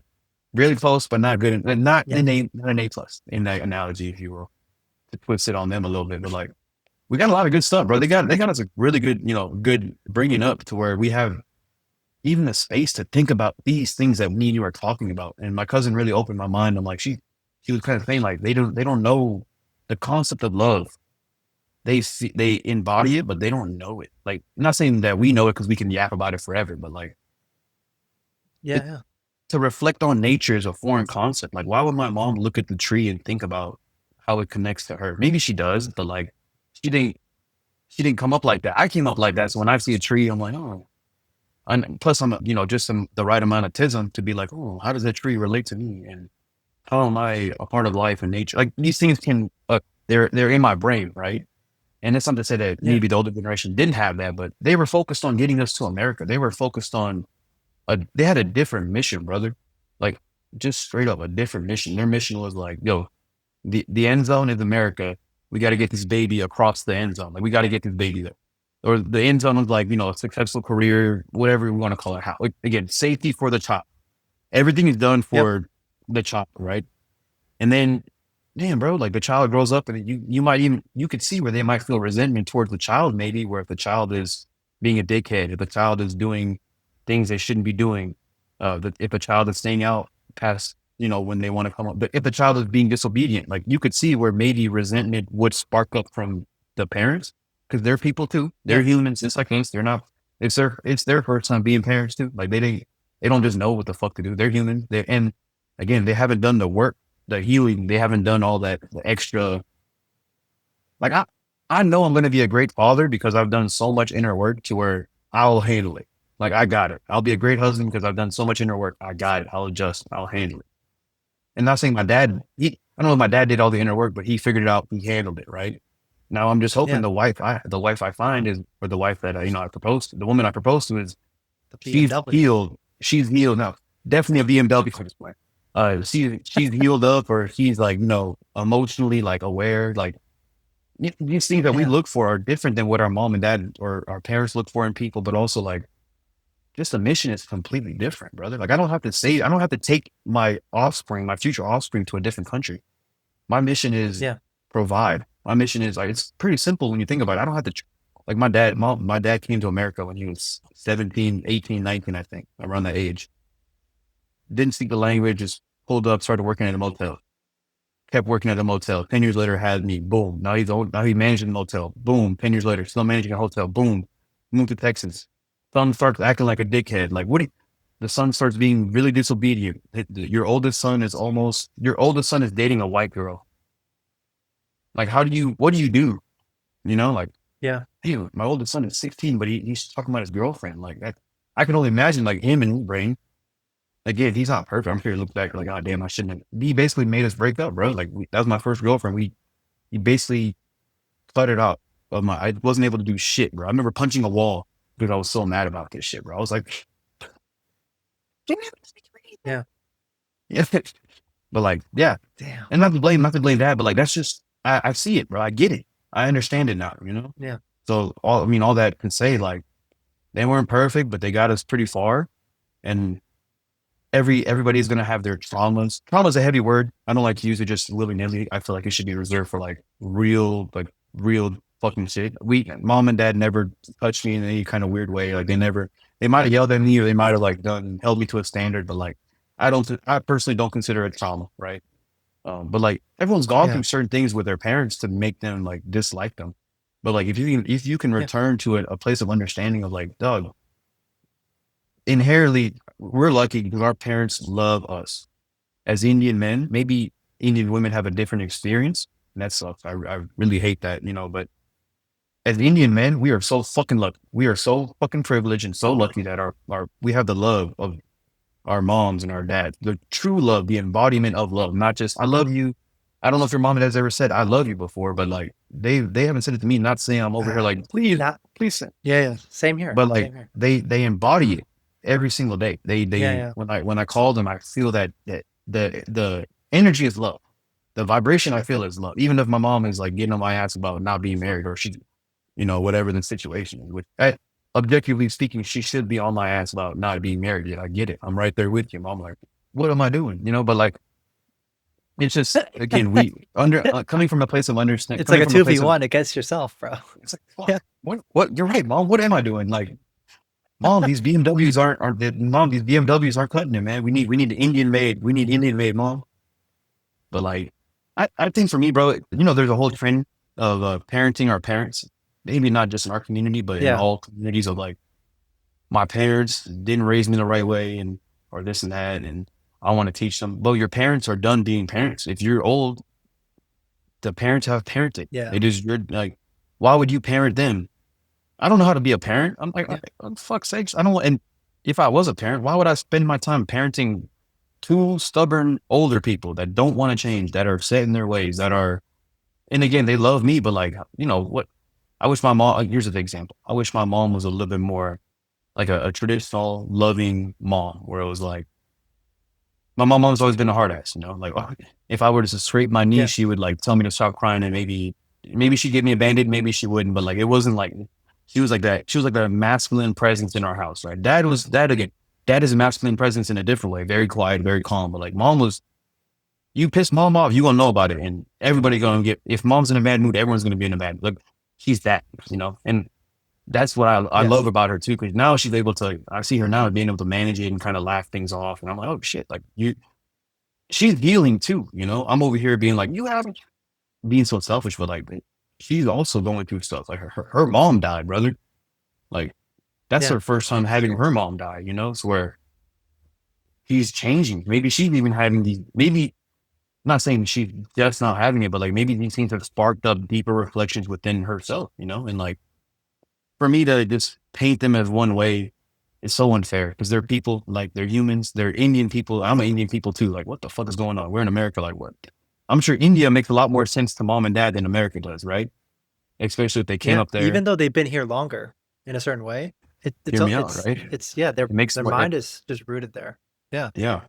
Well, even I remember asking my mom. I was like, "Mom, when you think in your brain, do you think in Gujarati or do you think in English?" And she said Gujarati. She Um, thinks in, and I was like, "Wait a yeah. fucking minute, hold up." So when we talk, she's like, when we talk in English, I have to do a lot of work. She told me that. She's like, yeah, I take, it's like language. It is like language communication 101. But like, if my brain language is Gujarati, but my son is speaking in English, I got to take Yeah. his English, translate it in my brain to Gujarati so that I can comprehend what he's saying, and then translate that back to English so I could verbalize it to him in a way that makes sense in that context. But I was Yeah. doing the same thing, but I just never, like, it was easy because, like, man, grandma set me up, bro. Like, I had an intense urge to talk with my grandma.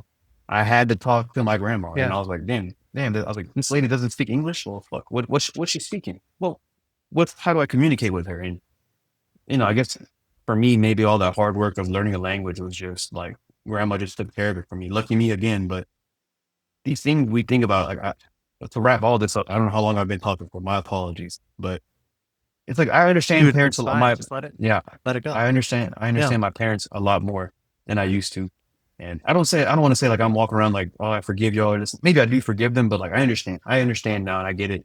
And as far as like healing and like healing our relationship, I don't do a lot of that per se, because like, it gets technical, bro. It should be a flow. It should be a feeling. It shouldn't be like, mom, let's sit down and talk about how you made me feel when I was 15. And maybe that works for other people. Maybe that works for like other, but me and my mom talking it out is going to lead to us verbally sparring.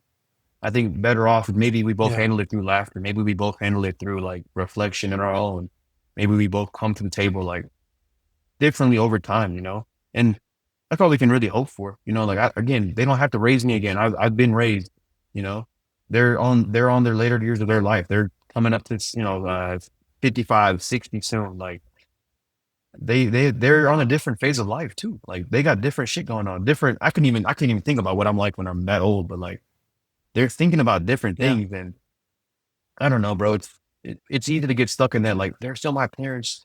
They should do this. And like, bro, they're graduated from being your parents. Yeah. They've almost ascended parenthood. Like, they're just entities of like people now. Like, yeah, we still love them. They're still mom and dad, They're still your parents, dude. But it's but like, like they it's a take on a different different relationship. role, and you have Yeah, more responsibility in that relationship. Whereas before they had 100% of the responsibility. Now it's a that's a good shared point. responsibility, even in the parenthood. Wow. Yeah, I get you. Wow. You're right. Cause yeah, back then it was like, "Hey, you better take care of me. I'm a 4-year-old. But now it's like, well, fuck, I gotta kind Yeah, of, or I'm gonna die pretty much. yeah, If you don't or take like, care no, of me, I die. if you don't feed me. But now it's, yeah, it's a lot different now. But I guess to Yeah. like wrap it Like what to, I do is like, yeah. I guess What I I was do about is to, like I just take them to the gym every now and then. yeah, oh It's for real, like just like some small stuff like that where yeah, I'm taking connect care of with them them a like that. little bit.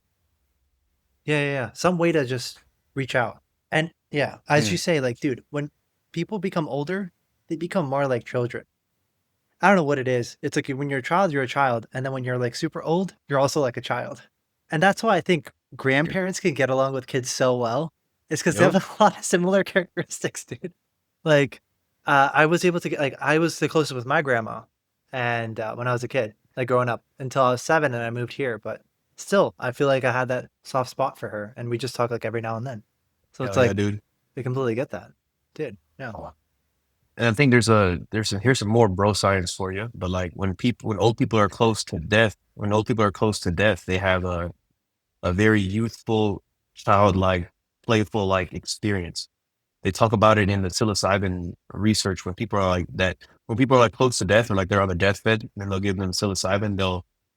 They almost get this. It's almost like you don't need to give them the mushroom because they'll. It's almost like a natural occurrence as if as your body is dying, this Yeah. energy gets released. This can't think of the word to describe it. I guess you can't describe the force or the life, the playful energy of a baby. How can you describe that in one word, right? Whatever it is, excitement, jubilation, joy, whatever. The the old people go through these things, and grandma herself, from what I hear, I was a little bit late to the party. Late to the party. That's Oh, crazy. okay. Late to the party of her funeral. I was just Oh, I was making a stupid joke. That's a I thought lame you were joke. just like a born late or something. All right. No, Yeah, no, yeah. no. I was pulling up late to her funeral party, but like they said the day before I got there, she was like talking, she was happy. My mom was like, I've never seen her with that much energy before.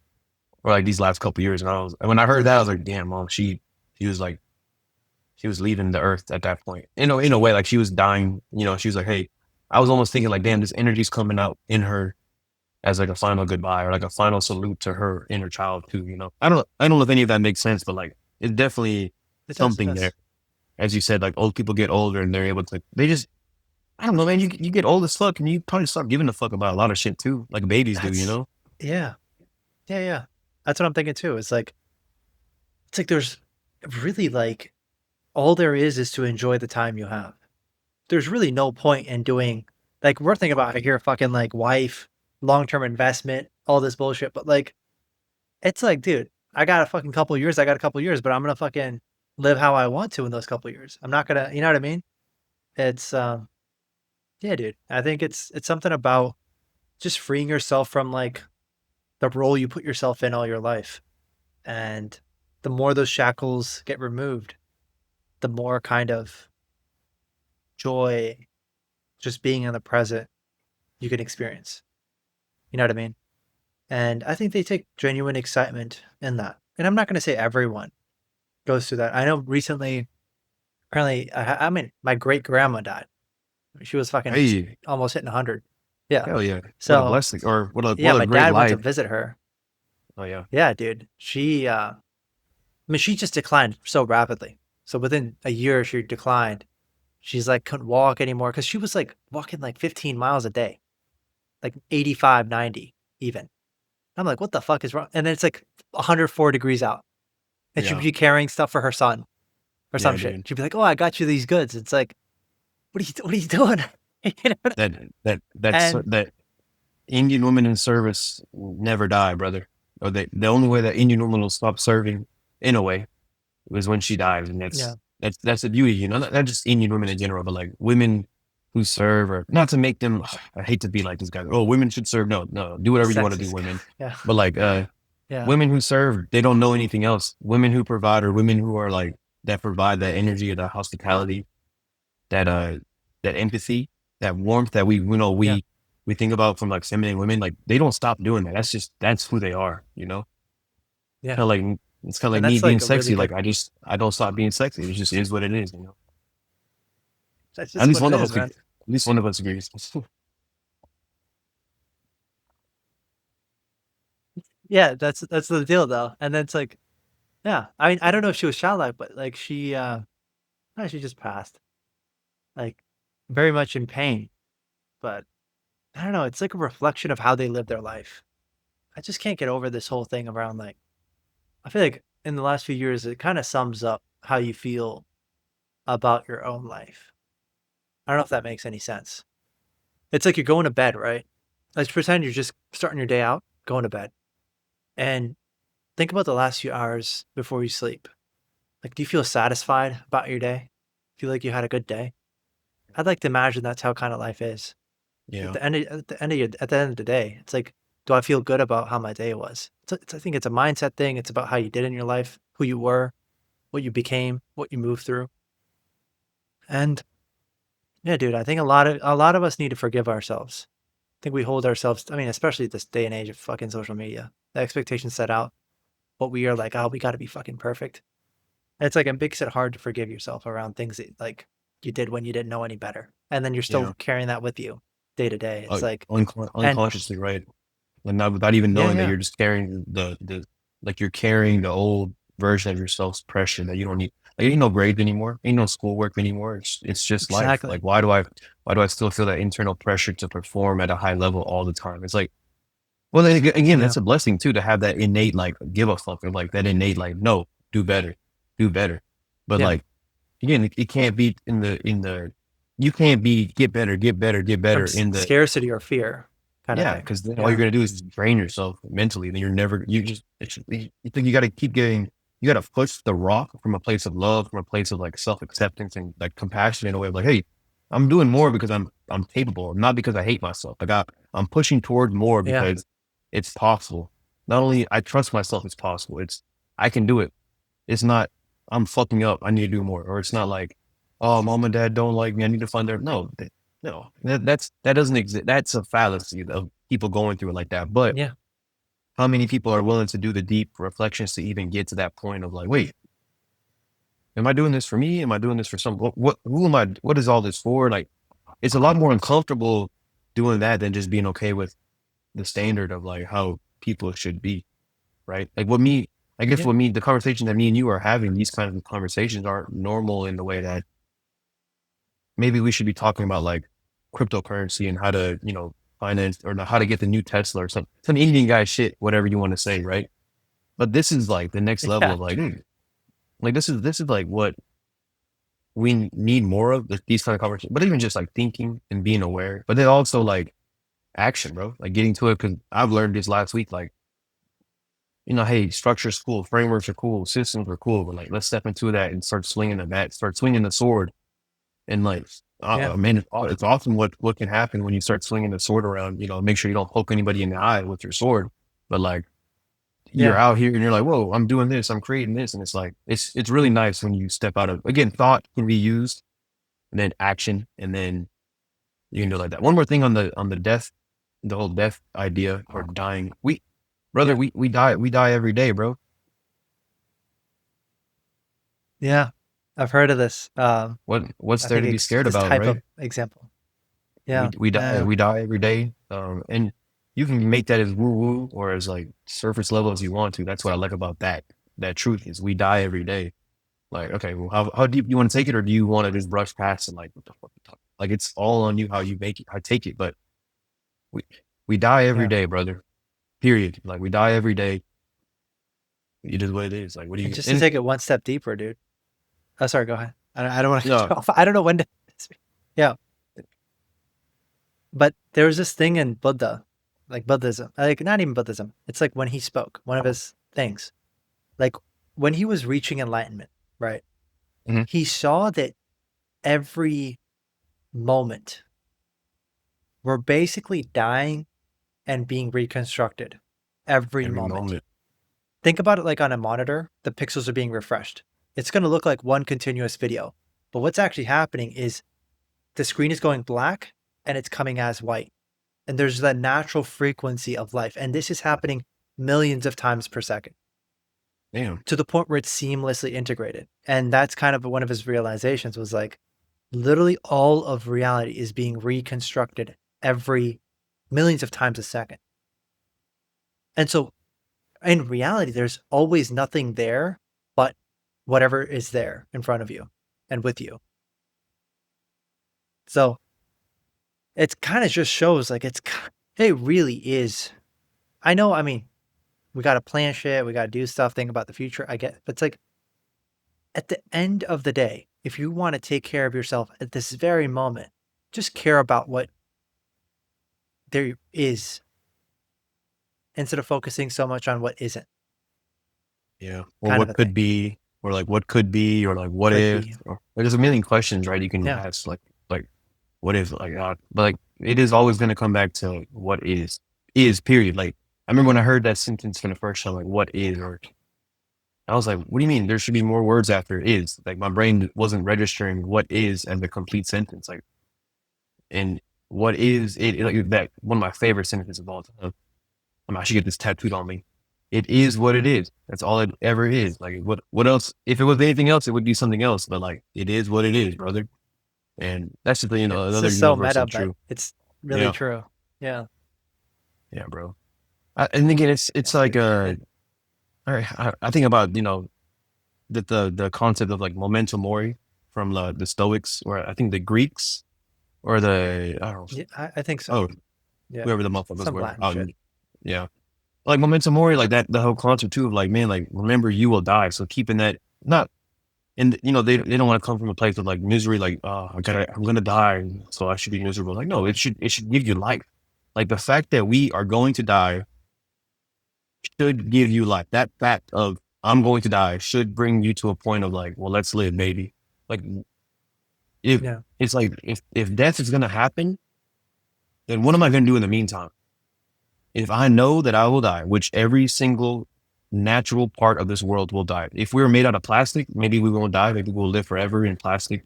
Or like if we were like metal or some shit. But like, no, we're flesh, blood, human matter. Trees die, every dogs die. Oh man. But like things die. And it's like, Man. okay, well, what are you gonna do in the meantime, bro? That's kind of where I think about like memento mori, like that reminder of you will die one day. Don't be sad about it, because you can be sad about it when you die. Like, it's like who cares at that point? But like in the meantime, you gotta get busy on your purpose. And your purpose, quote unquote, is the reason why, like it's like that's the reason for living in a way. And a lot of times people get their purpose hijacked by society's expectations, which is, it's a damn shame. Like, oh fuck, I gotta make money, so I got my purpose. You almost pick yourself into a purpose of maybe making money as your purpose because you got to provide for people. But if you dig deeper, your Yeah. real purpose is providing for your loved ones, right? That might be a deep purpose for a man, like, and that is a deep purpose, right? Like we've always been providers in a I way in mean, the history of life. So like, if you can get to a point where you think my purpose is providing, then yeah, it makes sense. Like I got to make money. But if you're not aware of that, providing is different than just making money, right? That difference between like, yeah. I'm just making money. So then you can get really miserable just making money for your family and never seeing a part of it, right? Versus there's men out there who work their complete There's a lot tails of off. Dubai children that are like Yeah. that, where I feel like there's like they make a lot of money, but they never even see their kids. I mean, it's just their mom. That's all the kid knows. Yeah. They don't even know who their dad is, what they do for work, shit like that. So it's like at the end of the day, dude, it's providing is so multidimensional. Right. And so is service. Like if a woman's Servicing God. job or a Yeah. man's job, I think they both have the same job. In my eyes, it's like they both serve Yeah. their family and whatever you decide to serve as, right? Serve as an example. There's so much shit, right? I mean, it's like if you're a guy, you're serving like as a male role model for your daughter or your son. And another way, that's also you got to be enabling them to be themselves, be their own person, but and also show that love to the kids. And even if they don't, I know humans are just so fucking like difficult to fuck up. You know what I mean? Humans will Yeah. always survive. That's just something that's like Homeostasis. a resounding Homeostasis. statement. Yeah. It'll lead you It's to the like, right way. Even if you're fucked up, stumbling, you're gonna figure something out. You'll get to some level of something. Something will happen positive. Maybe not, but like you'll be yeah, okay. You know? yeah. That's how what I came to is like, dude, I could frame my life as a fuck up. I could like frame my life as a win. It's going back to that statement of like, I can either be spiraling depressed about it, or I can just choose to not even act, but just react in a way that is positive, that shows empathy. It's like because I live my life a certain way, I'm able to relate to you. And that's a joyful moment for me. Otherwise, I wouldn't. I honestly wouldn't. If I was some like random, like different ethnicity, different country, different anywhere. Like even if I was the same like ethnicity, but I grew up in India, I won't be able to relate to you. You know what I Mhm. mean? It's so many of these things came to be that I'm having this moment and really appreciating how we got here, dude. And I think that's part of what tradition does. That's part of what heritage is appreciating how you even arrived here. Because you're not just you. You're a representation of your parents, your caricature of your experiences, plus that, plus a bunch of other shit. You know, it's like a fucking math equation that goes on fucking forever. And you are the end product of that. Yeah. And, you know, you could try figuring out what the math equation is or just appreciating how you got here. You know, it's just, I don't know, dude. It's like, there's a lot of ways to look at it. And we tend to get, because as you said, of social media or something else, it's like, get stuck in a frame of mind and of like these are things or these things are this way and this is just how things are, this is just how things will be, and we just don't take into account the whole thing of like even these moments, these memories, they all have a lifespan. Like the way we're even carrying ourselves is because we have memories of these things, whether in our body or our mind that we can actively recall, but we have things that are being shown through us. And in some ways, we're channels, some ways, we're actively controlling these things. But I think there's always recognizing the balance that we are like a blend of things. We're not just singularly something. But what we can say singularly we are is our experiencing consciousness is that is me at this very state in time. Like that's the one thing that we do have to say that that's what I am. Like right now, you're this guy that is talking, doing this, you can say that. That's why the present is so powerful, is because that's the only time where you just truly exist. No other times do you truly exist. I mean, all your memories, if everything, all your memories are transplanted, the only way these things are constructed is the reality is because we all are sharing something similar. You know what I mean? The people have memory of me because they all have interacted with me. They all remember me to some degree. But if all that And, disappeared, then who am I? I'm still going to be the and guy that is existing, even if I'm not in other people's memories. If I'm not someone, you know, if like I don't know, no one in Crusade reminded me tomorrow, and I just show up, I'm still going to be me. But a lot of people think they live too much in other people's minds. They think I am the person that you think I am, but I'm not. I'm just me. That's the thing. And and that's always going to be the case. And you can work your way around it. You can see whatever's comfortable, but that's what it is, right? I have no control over how someone else perceives me. Yep. No, I And we could, care too much about that these days, yeah, bro. no, again, I could spend my entire energy focus trying to go inside your mind and trying to make myself seem a certain way so I could feel good when I go to sleep. Or I can just feel good about what I'm doing and go to sleep.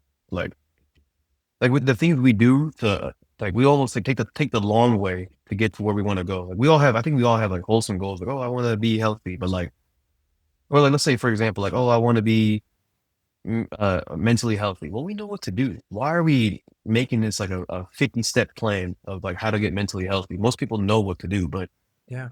the human condition, as I call it, like we're animals. We have flesh, we have blood, we have like we're meat sacks. Like, we're freaking animals, brother.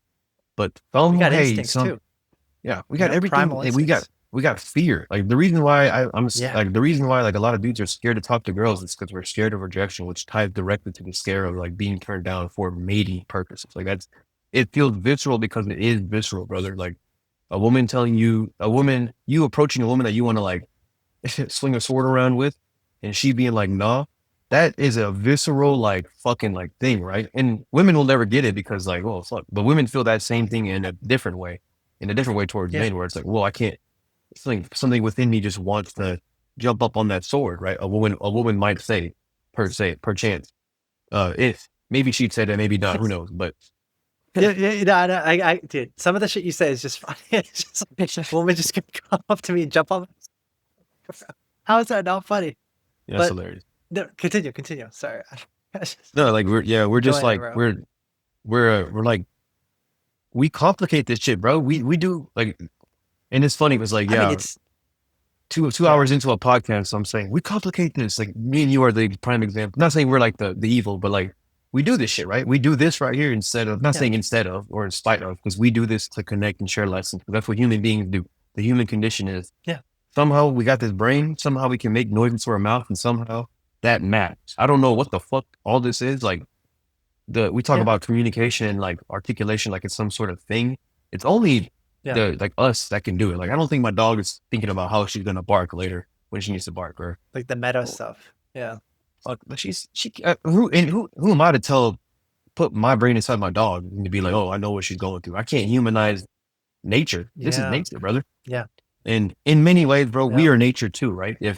If I can recognize the yeah, beauty in nature, then that means that I recognize the beauty within myself because I am a part of nature. Period. I'm a part of nature. So that means that if I see a tree that's beautiful, or I see the lake that's beautiful, or I see, wow, oh look, you see like a mountain range, it puts you in awe, like automatically. Like, why are humans drawn to mountains and like, looking at shit? Like, why? What is that? It puts you in a yeah, state of complete awe. It almost it takes your breath away, they say, right? Where it's like, holy fuck, I can't, this is crazy, right? Looking at whatever view you might be looking at if you're traveling the world or again, it's all a matter of where you're looking at. You can change whatever, but nature itself is so like unexplainable. And us humans will try to put like words and meaning, like it's basically just sounds, to brother, capture it.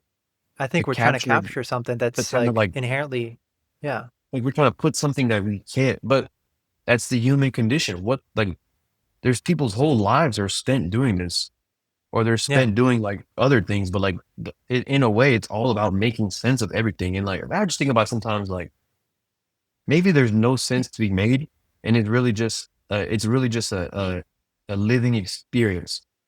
Like it's just we often think about like we put a lot of weight on happiness. We put a lot of weight on happiness, right? But yeah, happiness is just a feeling. I feel sadness. I don't put as much weight on sadness. I'm sad, and then I'm like, oh fuck it, cool. I'm not. Oh, but no one. It's like we don't put so much on other emotions, but happiness, brother. We treat happiness like we treat happiness like the king of emotions. Like, oh, we all want to be happy, but like, what if? And people would say, oh, the key to life is being happy. That's like a common thing that people would say. Like, oh, what do you want from life? They'd say, I just want to be happy. And like, great, cool, be happy then. Why you need to not?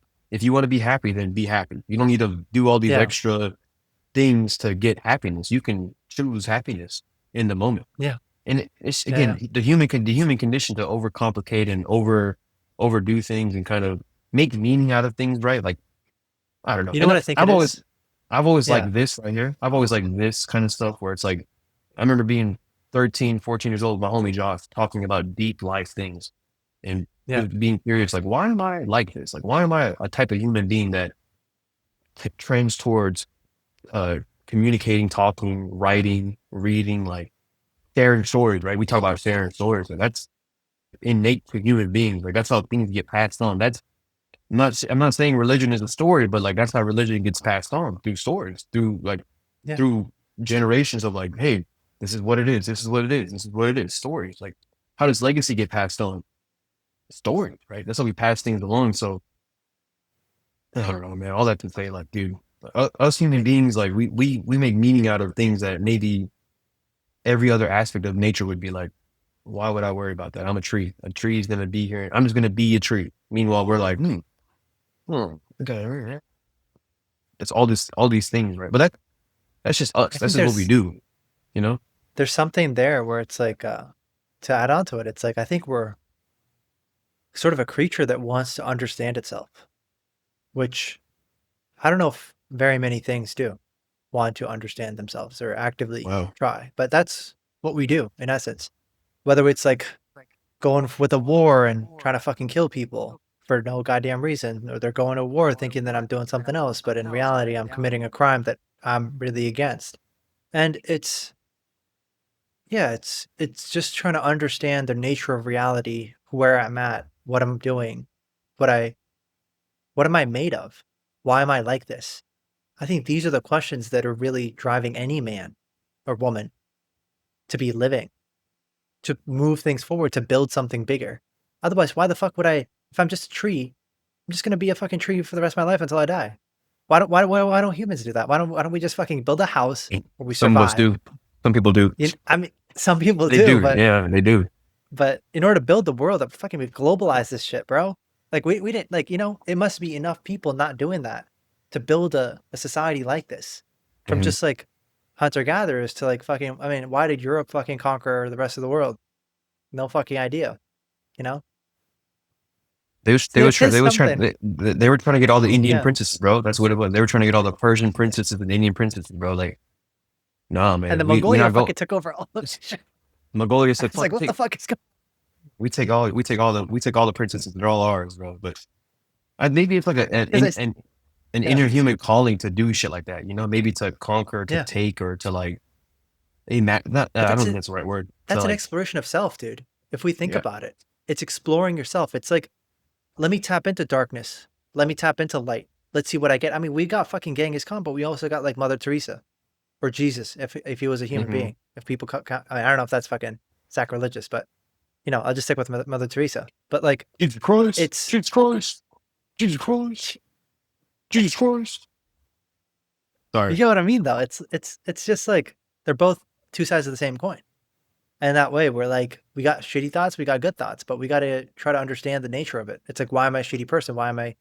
But it's like, that's what creates that complexity. If we were just good or just evil, if we were just one thing and we knew what we were, I don't think there would be all this like stuff around exploration, bro. I think it would just be where we are at and we'd be content. And so We'd be I like, think that hunger of like perfection that we know we're never going to really get. We're never really going to truly know what's happening, where we are. Even if we know like the color red, it's like the thing oh yeah. of the existence, but it's like, yeah, if you know what I'm talking about. It's like you could describe the color red, you can you have its like fucking hex node or RGB color thing. You can write novels about it, but unless you see it, unless you are with it, you never really get that experience. In the same way, if we have fucking shitty thoughts and we act out once in a while, and whether that happens through us or people around that we know or on the news, that's something about humanity that we're learning. That's a data point. And I think we're just indexing off of that and just trying to advance whatever we have going on as a mental model of who we are. And we're trying to push that narrative all the time. That becomes who we are to who I am, what I am relative to the individual, what I am relative to another tribe, what I am relative to different parts of me. I have a good part of me, I have a bad part of me. I have a part that's fucking lazy that doesn't want to work out today. There's a part I know I have to go fucking do it after, and then part of me feels cool doing that. I'm like, oh, I'm working out like 10 a.m., 12 a.m. And Mhm. then another part's like, you're fucking stupid. You got to fucking go to bed. Where's your recovery? It's like, we got like, it's like fractals all the way down. We can see ourselves part of a bigger group. We can see the bigger group as one thing. Like we are united. Like we talk about, we're Indians. We see that as one. But if you go to India, there's fucking like all these cats and they're thinking about things in different ways. And in that way, even within ourselves, we're thinking about ourselves differently. And I don't know. I feel like I'm saying nothing but everything at the same time. So yeah, it's just, Yeah, that took my that's, fucking life right there. That you said saying nothing while saying something at the same time. Damn, should write that down, bro. That's nice. But no, you're spot yeah, on with everything. It's like that's kind of why I go back to like maybe it's just a bunch of events and experiences. We're the ones that put the meaning on it, and if that's the yeah, case, then I get to choose how like miserable I get to choose. I basically get to choose how much I suffer up here. yeah. Because like like maybe it's like a lesson from like Viktor Frankl, but like I always have the power of Oh, shit. choice. Viktor Like Frankl. Never heard of that. you never heard of Viktor Frankl, bro? I'm acting Nope. like he's a movie star. He's he used to be like an Austrian. He's like a Austrian. Jew, Austrian. He was in the Yeah, yeah. Holocaust, but he wrote a Man's Search for Meaning is the book that he wrote. But I think the main takeaway Damn. I I've have from heard of the that, book. I've never heard of the I guy. Yeah. think the main takeaway I think this is his takeaway. I hope I'm speaking the right person, but like his quote was like something about they can take every you can take every human liberty away from me except for the power of choice. I can always choose how I feel, how I react. I have choice. And then that was really powerful for me because like this is the man that went through the Holocaust, talking about like Yeah. I have the power of choice to, I have the power of choice of how I feel. Like, what are you talking about, bro? You went to the fucking Holocaust. Like, if it's as Yeah. if it's as bad as they described it as, which is fucking terrible, then how are you Yeah. able to? What are you talking about, right? And that's kind of where it comes to me. Like, man, if that's the case, if not saying if he can do it, I can, I can make my normal life, my non-Auschwitz life, not that miserable. But like, yeah, in a way, like I always get to choose. I'm in now. I don't want to say I'm in full control of everything, but like, dude, if someone cuts me off in traffic, I'm in full control of how I react. Now, I'm gonna fucking say Yeah. something. I'm gonna have to, let them know that they're an evil person. But like, if I still hold on to Yeah. that Yeah. grudge for an hour later, if I walk into my next meeting with that energy still, like, man, people don't know how to fucking shit. It it's gonna linger, and then I'm gonna go to bed at night, not even knowing it, but like, why? Oh, why am I so flustered or frustrated? Because you don't let shit like that go, or you don't. Yeah. It's like people can't move past like the silly humanness, like the silly human things that we get caught up in. Like, is so hilarious, bro, and it's really stopping people from enjoying what the other things of life that are awesome. Like human beings will get so bogged down by human being shit when it's like, That's brother, part of if being you human too. You it know better that be human, because yeah. you do it too. Yeah. Everyone You does you it. go you go through it, but then if you can just if you're like here, oh, this is human, I'm being human, and just look up, wow,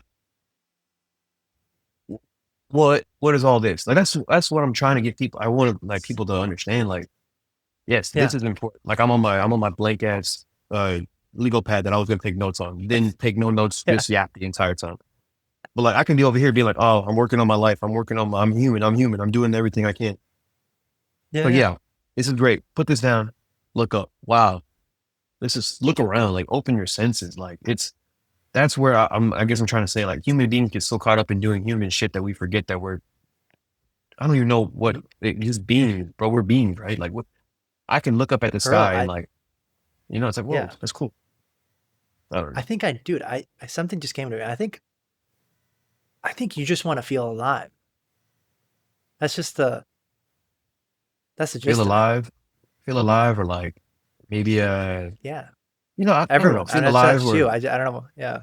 You know what I mean? everyone maybe they want to feel alive and will do things. And again, death and life, I don't think they don't exist without each other. Like I can't value life without knowing that it's gonna end one day.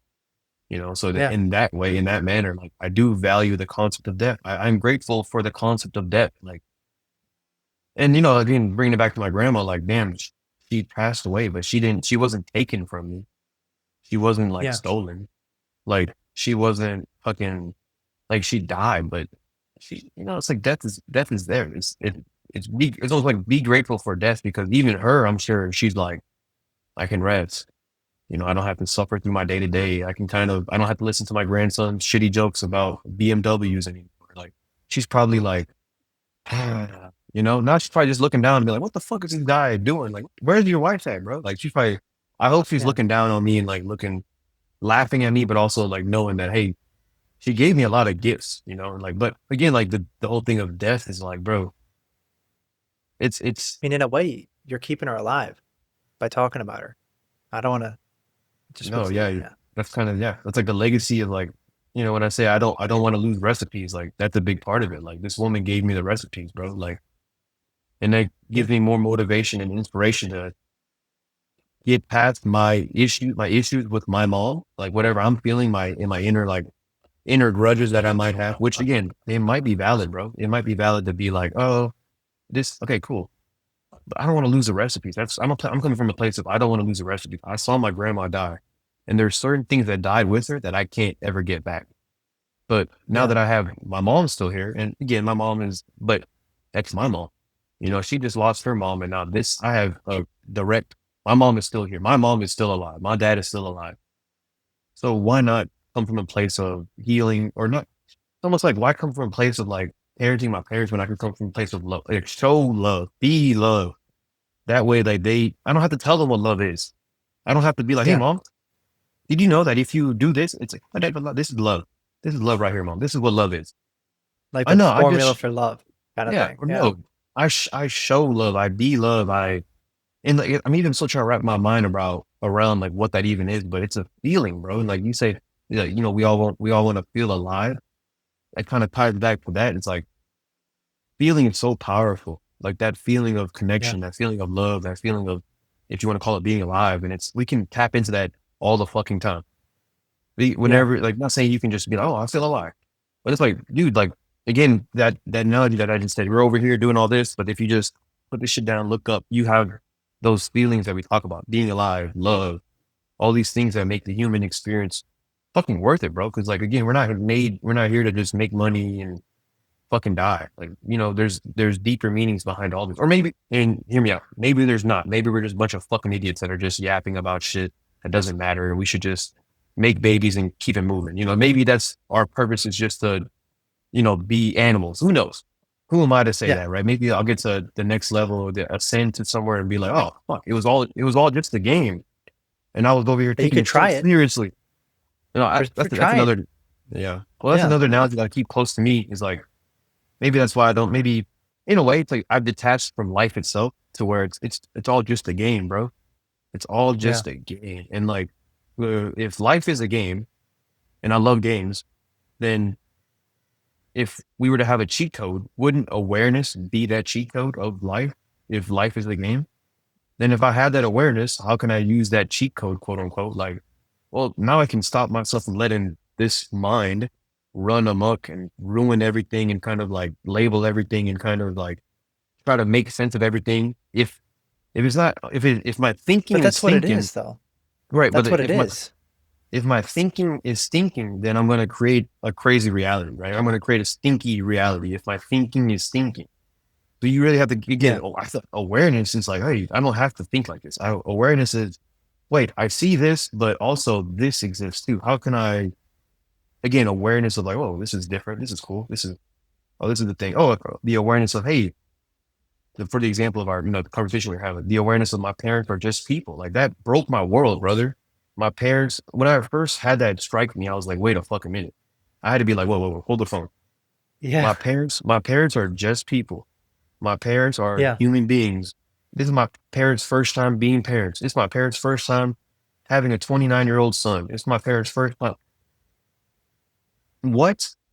And I'm over here for the longest Yeah. time thinking they were superheroes or thinking they were like just all knowing entities Supposed to of do this, life. supposed to do that. Like Yeah. they were just some sort of, and that's blessings, bro. That's gratitude that my parents were so good at being parents that I had just completely outsourced them, like thinking that they were just like the entity of life itself. Like, oh, mom, dad, cool, yay. That's how Yeah. like blessed we are as in our culture to have most of the time to have parents that are so deeply in service of what we want to do, of what our life itself, you know. But Yeah. again, if we're not aware, and if we're stuck on the surface level of fucking awareness, then when mom says I can't go hang out with my friends on a Friday night, I think she hates me. I think she's against me. I think oh, this is a hater, is what I think. But my thinking was thinking. And then after a while, awareness comes in, cleans up a little bit. Like, hey, your mom is only telling you you can't go out because the last time you went out, you stayed out till 2 a.m. and you came home a little tipsy and drunk. Can you blame that Yeah. woman for saying no? Objectively speaking, that's what the next awareness would say. And maybe again, you don't unlock that at 8. You don't unlock that at 16. You don't unlock that at 17. Like Yeah. Even if you you did, you would just feel guilty. There would be a cascade of other like it's a you wouldn't know what parallel to do. other journey where you're going through the same shit. Yeah. Yeah, It's it wouldn't. doesn't change it too much unless you Right. actively make a decision for yourself. And at that time, I think most kids can't do it. And even if you did, then you just live a different life, different reality. Then, That's the then thing you is these awarenesses pivotally change how you perceive things. Like you're saying, right. Yeah. dude, you're a Absolutely. philosopher at heart. I don't know if you know that, but Yeah. you are. I do have that feeling a lot. And that Yeah. just points me to like the next logical evolution, right? If I do feel and again, this quote that I love, bro. If enough people believe in you, let Yeah. me make sure I say this right. If enough people believe in you, then maybe it's time to believe in yourself. Yeah. Crazy fucking concept where if enough motherfuckers telling me like, hey bro, you good at this. Like Joe, one of the other guys in Crusade told me I spoke really clearly and I was Yeah. like, Remember damn it. that. I was Yeah. like, damn, thanks, bro. But like I remember reflecting on it being like, I was asking my buddy GPT. I was like, I got a compliment the other day. He said I had a real clear voice. I'm Yeah. appreciative, but like it's not a normal compliment, right? People would normally say, "Oh, hey, bro, you speak with power, you speak with," but when you say clarity, I was like, or clear, I was like, me? Yeah. No, you're talking about the wrong dude. So I had to kind of had a conversation with my friend GPT about like, what the like, maybe he was just being nice. That's what I said. Like, oh, maybe he was just being nice. And the artificial intelligence that I've fallen in love with, that's my wife. Actually, now that I think about it, AI is my wife. It Damn. told me like That's it gonna be a told me like, reality. You know that, right? hey, Damn. it's Yeah. it's our oh that's sad. That's very sad. I'm happy I'm on this side of AI history and not on the other side of AI history. Like, I'm happy I was Like born 20 years later, before. we're fucked. Yes. Literally. Can you imagine being a 13-year-old in 20 years, bro? No chance, bro. Good luck. How are you supposed to manage? We talk about swinging swords, like, bro, you're not gonna have a sword. It's gonna be completely. Your energy is gonna be depleted, bro. You're okay. Yeah. Let me get off the sword God analogy. damn. But No, but you were on something, bro. You were you were asking like the ChatGPT what being clear. You got a compliment of yeah. you spoke clearly. Well, then, What? yeah, I was like, Because I remember you said that. It's like I don't know if that was a it's joke, but you were like, "Thanks. I was practicing enunciating my words more." You no, said that as a reply. Yeah. that's literally what I've been intentionally practicing speaking clearly with more, like again, enunciation or just like in taking intentional pauses, not trying not to say like all the bullshit communication tactics, which again is fucking stupid that I have to work so hard at focusing about the sounds I'm making out of my mouth so I can communicate a clear and meaningful message to someone. Like that's the Yeah. human condition. Like I had to work so hard at these fucking skills so I can babble on in a more clear way. But going back to that point of Yeah. like if enough people say that or enough people believe in you, then it's time to believe in yourself. And like that's just another example for me. Like every time in my life where I put my, I put my sword on the table and I've, swung it around. It's been like a good thing for me. Like, hey, bro, like when I put myself out there, when I again, I'm going to keep making this analogy, but like put my nuts on the table, it's like, whoa, it's scary. It feels very uncomfortable because like, I don't want my nuts there. No, no, no, not me, not me. But like, you start to grow hair, bro. You start to become a dog and you start to realize like, oh man, I'm really built for like whatever it is. Like, it's not, I guess for me, that's less scary. It's like, oh, I wonder if people will like me. Now it's more conviction. Like I do know that I speak, clearly. I do know that I have these skills. Now the same token, I'm very self-aware. I do know that I talk in circles or I have the tendency to ramble or I have the tendency to keep saying, and what about this and this and this? And I have the tendency to maybe not listen all the way sometimes, but that awareness is a cheat code, like I said earlier, for life itself. And fuck, I got enough of that. I got plenty of awareness. You want some awareness, bro? Here, take it. Take it. You got awareness. You got awareness.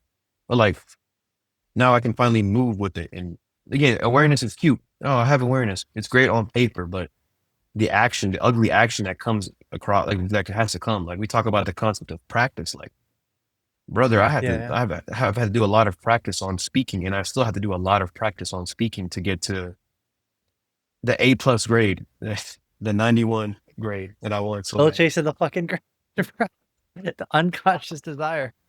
No, I'm just Dude, playing. I But get that's you. again, like we have standards, and I'm like, Yeah. I look at people, I look at comedians, I look at people that I aspire to be, people that have written books, philosophers. This guy in particular, like when I listen to his YouTube lectures, I'm almost like, what the fuck are you talking about? Like the way he's able to weave and like spit poetry and kind of like the dude is sticking Yeah. rhythm. Like he's completely changing everything. He's talking in ways that I don't even understand. Like not saying I don't understand, but in ways that connect deeply. Right. On my other author, I'm looking at my stack of books right now, but like one author that really hit me really hard is Eckhart Tolle, the book A New Earth. And the Damn. way that he speaks in that book is like it just cuts. And I'm like, bro, I can these I think, bro, maybe I'll say this right here. When enough signals come through you and like there's enough like, oh shit, maybe I do resonate with this.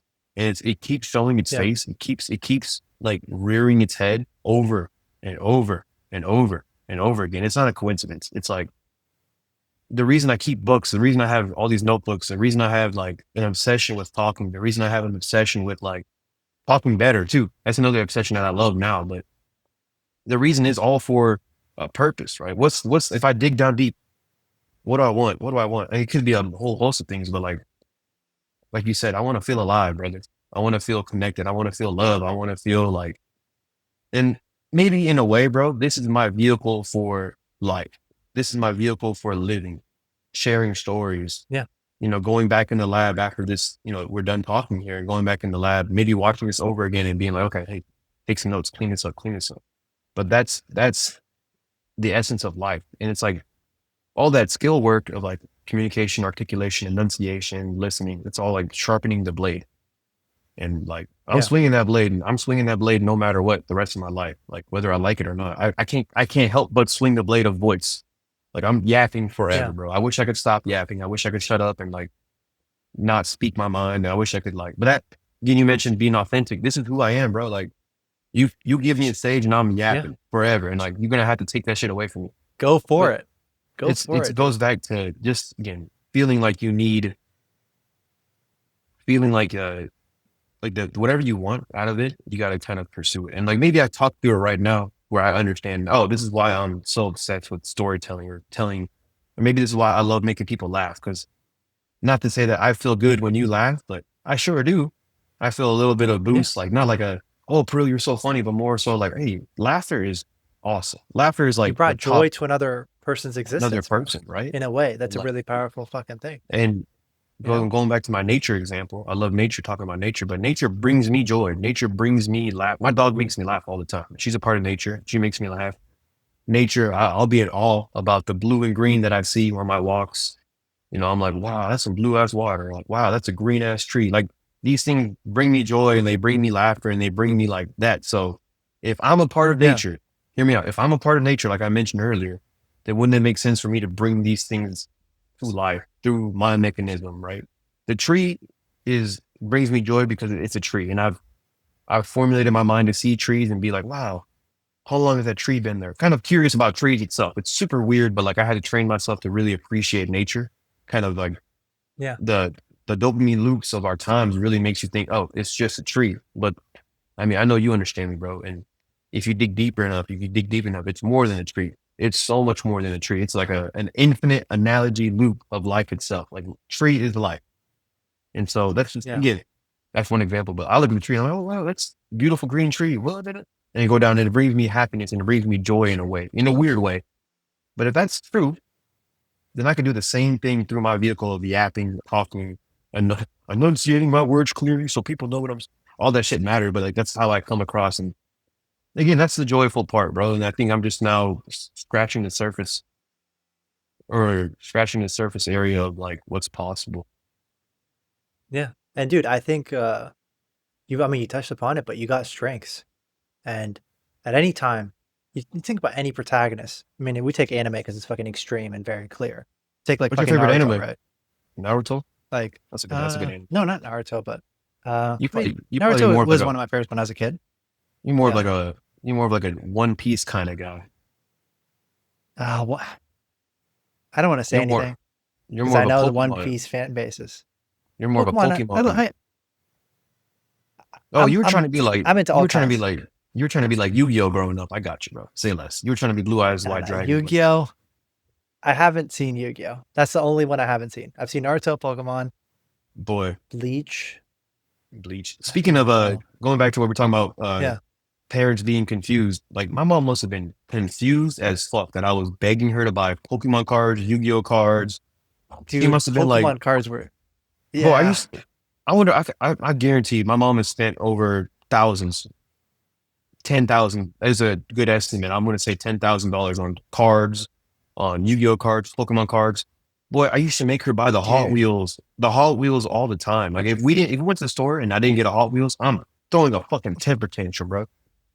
And can you imagine my mom, like a woman from India that had just moved to America, like within the last 5 years, dealing with a 3-year-old Yeah, that, or a 4-year-old that just, why does he want cars so bad? Maybe she gets it with like, oh, they want toys, but like, she's like, what the yeah.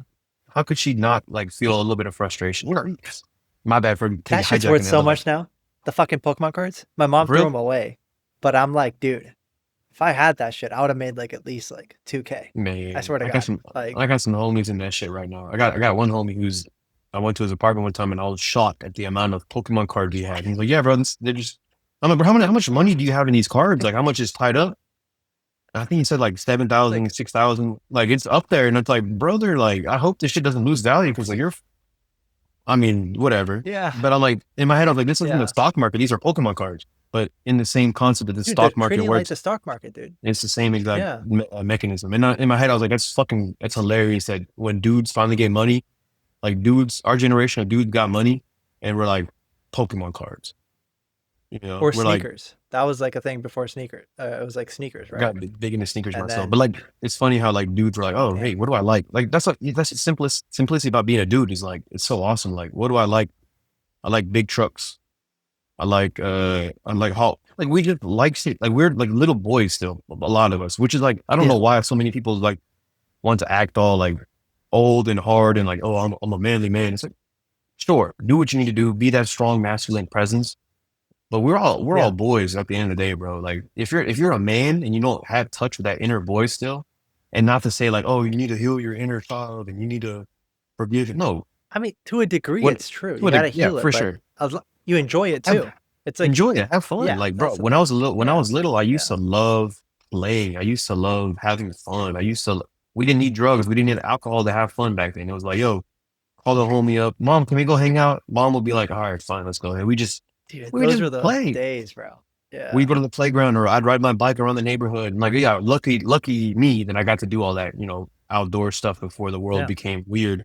The world is really weird now. Like, if I see like a kid under 10 years old by himself, I'm like, where the fuck is your mom and dad at? Meanwhile, back in our day, it was like, yeah, why wouldn't you see kids everywhere? Like, it used to be like 10-year-olds just yeah. hanging out, doing shit. The world's a lot different, bro, than it Dude, used to be. But like, it's like we can't I feel lose like it's touch more of that. miserable now. Not It gonna lie. it Yeah, is because I mean, again, it's miserable. It's because it's comfortable. Like I can comfort my way through life. I can choose that. Get a comfortable. but I it's mean, not it's one of really the. comfortable. Well, Like it's like external enough to numb comfort, me. It's enough to numb me. but It's it, enough to take me away from the real. Because again, this conversation is about the real deal, like the inner. Not many people have this yeah, fire, or they're willing to verbalize it, or they even have connection to this fire, like this inner, like spirit, right? We'll call it the spirit, right? Where like a lot of people's spirit yeah, is clouded, brother. It's clouded by all the things we talk about. It's clouded. It's kind of like been suppressed. It yeah, doesn't. It almost doesn't exist for some people, and it's not saying people don't have heart. People have heart. I truly believe people have heart, but the spirit is very missing in people, and I think that spirit dies when that little boy dies, or that spirit dies when you stop like having fun. That spirit dies when yeah, you're like, oh, all I am now. Like when you identify as someone that's like a miserable man, your spirit yeah. just shrivels up, Dude, bro. it's what you believe in. Really Yeah, is. Like what you said there is like the belief that you have about what reality is yeah, literally shapes that reality. So if you believe you're a certain type of person, then you will just continue to be that person. Like if you believe you're poor and you won the lottery, you're going to be poor in like the next 5 years because that's mhm, just your yeah, belief in yourself. You don't think you're that kind of person. You don't. And that's why I think, whatever you want to call it, actualizing, you got to be a little delusional about it. Where it's like the reality is your reality, but there's multiple ways to experience the present. And we talked about how powerful the present is. And like when I said like, what I wanted to say before was like, when you were talking about grandma and you're keeping her alive, you gave the power of the present to her. That's how she came to life. Otherwise, I would have never known about it.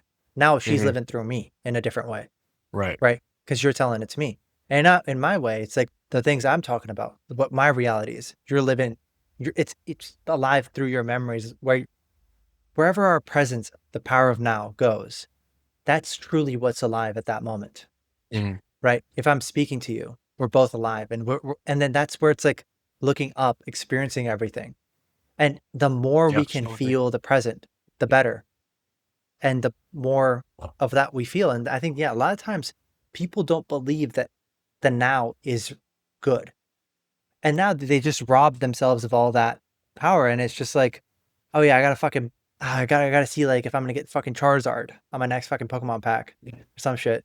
You know what I So mean? it's like, It I gotta get the becomes holographic Charizard mint condition, but the it fucking comes it V10. I don't know what Yeah, that is. dude. That's like Whatever, grading whatever, is, but whatever, yeah, whatever the fuck they yeah, graded. It has to be a yeah. 93 or above. But bro, it's like Fucking I, great. I totally forgot Yeah. what I was about to say. Damn. What was the last Yeah. thing you said, bro? Pokemon cards. If I, Oh, damn it. Yeah, you fucking killed it. My whole brain just stopped working when you said Pokemon cards, Charlie. That's funny. But dude, that I kind of forgot. tells us, like, I swear to God, like, we don't, there's something around, like, some of these triggers. Like, I know porn is, like, such a big deal in everyone's lives. Like, in one way or another, it affects it. And that interacts, like, the interactions that we have with, like, woman or opposite species, same species. It's like, not species. What the fuck am I saying? Gender, the same gender. Hey, bro, it's their body, their choice. Make sure you It's, refer to them. You use the proper pronouns.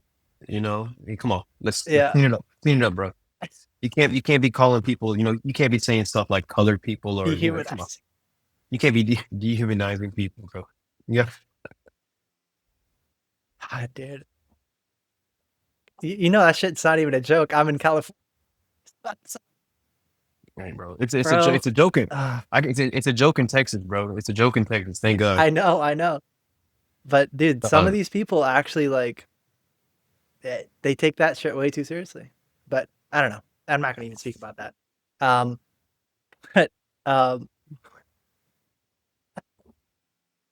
it's just falling off the what wheels was I quickly. saying, bro? This is now at Uh, this point. I am not liable for anything I say after this point on. Disclaimer. Disclaimer. Anything yep. that is said that Gotta cut offends that you from shit this, out. yeah, anything from this point on that offends you is not from me. It's from It, a higher source. It's from an entity that I can't process now. And if that entity says something that it shouldn't say, so yeah, be it. But I'm letting it flow. I'm letting it yeah, happen. yeah. Damn, I can't remember we were what on something though. you're on something. I guess that's another less or Tree, another thing too. life. Like let life go as it goes. It just flows or Yeah, whatever. Like it'll come whatever we're back. talking about. I'm sure we'll listen Yeah, back and be like, yeah, I was supposed to make this point. I was supposed to say this. I was supposed to say this. But like that moment is gone. Oh, I just fucking yeah. thought of it. My brain's working, bro. But what I'm was it? using 13. I'm using 13% of my brain, bro. Let's fucking go. I'm a lot, You're bro. about to lose it The, again if you don't say it. Come uh, on, come on. I will never lose it, bro. It's on me forever now. The present moment is the best moment. We're talking about the present moment. The Yeah, yeah, present yeah. moment is always the best moment. The present Yep. moment is always the best moment. The present moment is always the best moment. I had to drill that shit into my brain. Drill Yep. it into my brain. Because the present moment is seen as miserable or it's unfairly labeled as whatever. You can't label the present moment. It just is. Like, how the fuck am Yeah. I supposed to label the present moment? I'm literally in the present moment. Like, I can't, maybe I can, though. This is very fun. I'm having a very fun time. But who does that? Who is in the moment and like, oh, maybe if you're that level of self aware, I've definitely been somewhere and been like, oh, I'm having a great time. But like the present moment is the best moment because you're not thinking about it. You're just in the fucking moment. And then the second you take yourself out of the present Even moment, you're you're like, you're thinking not about it. Think about the the thing. past. Yeah. The Yeah. second, yeah, that's fucking, yeah, you're right. Like even if it's 3 seconds ago, that's the past is the past, bro. And I think a Yeah. lot of people get stuck in even myself, I don't want to say a lot of people, myself, my former self, or even levels of my current self at times. It's just easier to escape into the past. It's easier to Yeah. escape into the future. It's very hard to be right here, right now. Be with my hands, be with my feet, like here. It's very hard because everything in life takes us out of that. Everything that every technological advancement is against that being okay with what is, right? Like as soon as I get bored, bro, I go to my phone. Or as soon as like all whatever we do, phone, we can blame the phone, but like it's deeply habitual because we have been programmed to we us humans call it boredom, Conditioned. Conditioned. right? Yeah, conditioned. Because What did programmed I? means like that is our way of being all the time. Yeah, We're not we've been programmed. That's the yeah, issue. We program yeah, ourselves. We condition ourselves. And yeah. we can always rewrite that. Programming isn't permanent. And There you go. that's the key we got to realize, right? I mean, Yeah. I don't want to fucking harp No, on no, no. that You're because right. That's yeah. good. That's a good distinction right there. But like, let's say we've been conditioned to like view boredom as a negative thing. But again, going Yeah. back to the truth that if we're nature, if we're just animals, if the boredom is coming from our mind, the concept of boredom itself is a man-made concept. It doesn't exist. maybe my dog is bored that I've been talking to the rectangle on the screen. Like I've been just been yapping into Yeah. she doesn't know what the computer is, right? So she's like, oh, he's just talking. Is she bored? Does she know what bored Yeah. is?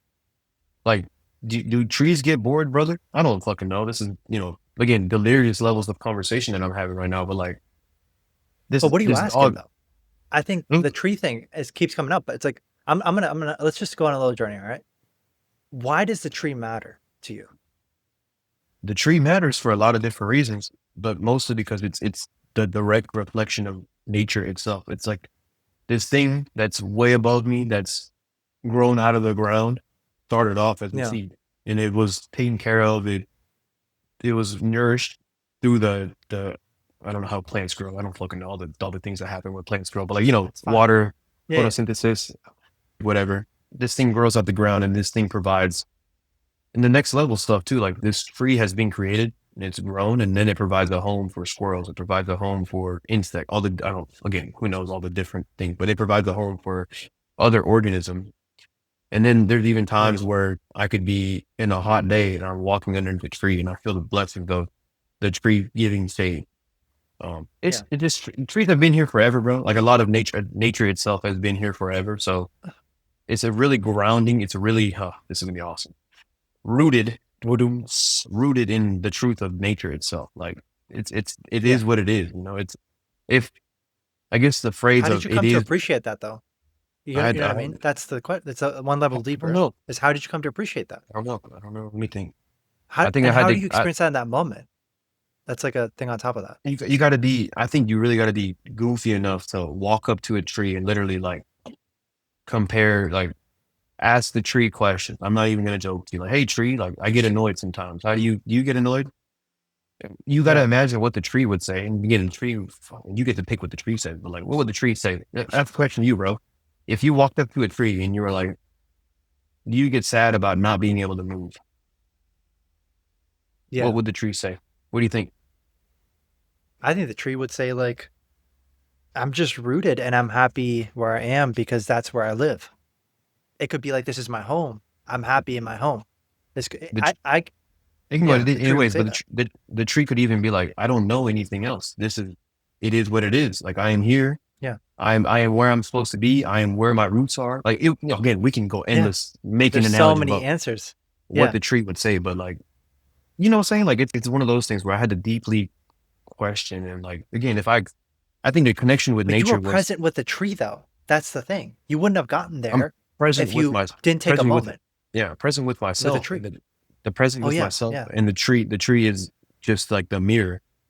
The subject or yeah, yeah. The Yeah, mirror. Yeah. it's like what's like the vehicle for inner reflect. But nature, if I zoom out even more on nature itself, bro, like I love the concept of we talk about Mother Nature and Yeah. the feminine energy that I love talking about. Like women, awesome, but like that's just not the only feminine energy. There's other feminine energy out there, and nature is one of the biggest examples of that beautiful beautiful force of feminine energy that can also be Yeah. very very destructive, right? That's Yeah. femininity in a nutshell. Where again, the closest example is women because we deal, we not saying deal with them, but like they're in our lives.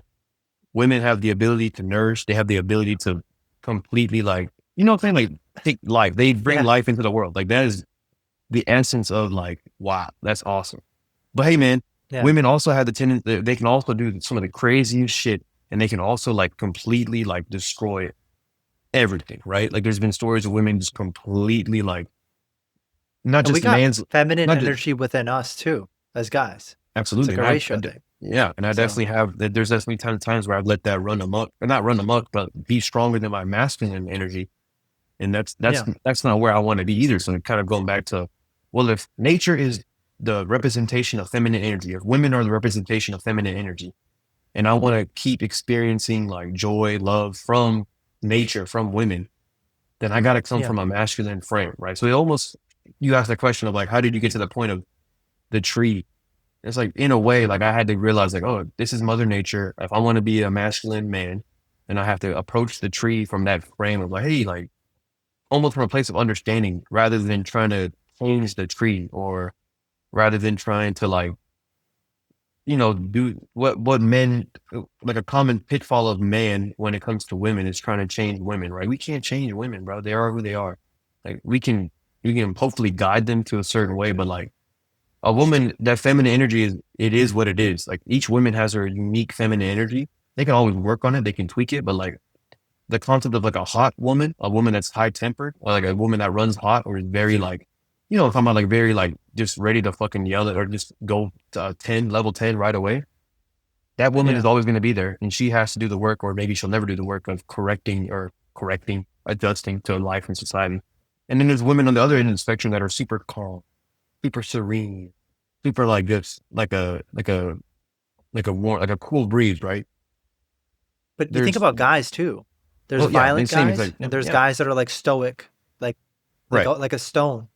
You know Yeah, what I but mean? yeah, at least for this And example, it just makes it's sense through the sense yeah, of through the lens of the at feminine. least yeah, for me, like my personal journey of like, Oh, hey, you do. why does nature mean so much to me? Like, because that's why, like, it's like, oh, this is like not saying women are nature, but like in a way, like we're a part of nature too. But the appreciation for women and their energy grew tenfold once I started appreciating nature itself, and I realized like, oh, the same things I love about Mother Whoops. Nature are the same things that I hate about Mother Nature. Yeah. Like I love Mother Nature and her ability to create rain, but I don't like the ability of Mother Nature to create tornadoes and hurricanes and destroy. That kind of sucks, but it's a part of it. If I'm willing, if I want to be this man that accepts feminine energy in my life, into my life from a different person, and within myself, like you said too, right? Because I can't run from that energy. It's there, and I'm almost Yeah. attracted to it. Like I said earlier, like some men, operate like women as their muse, and like I think I'm kind of like that, where like, not saying you do things for women, come from a needy place for women, but like it's all in kind of surface of like that, to where like, hey, it's fun to flirt, or it's fun to kind of do these things that invite that feminine energy into my life because it just feels right. It feels like nature. It feels like hanging out with the trees, or it feels like walking around the lake where I'm like, oh, look at this green, look at this Yeah. blue. This is so beautiful. And that's kind of where I come from, like this perspective I come from, for having such a big reverence for nature, like a direct correlation for the reverence that I have for feminine energy. And it reminds me not to get bitter about women, because I wouldn't get bitter about nature. I Yeah. mean, I would feel a type of way like, damn, tornado fucked But the up. Or like, tension creates appreciation too. I yeah, also or want like, to say that. I yeah, just want to jump absolutely. in and say that. Yeah. Yeah. Like the floods that happened in Texas, like last month, it completely, took away life, destroyed life. Like 300 people died, destroyed, completely Shit. tore apart a community. That's Mother Nature, bro. That rain.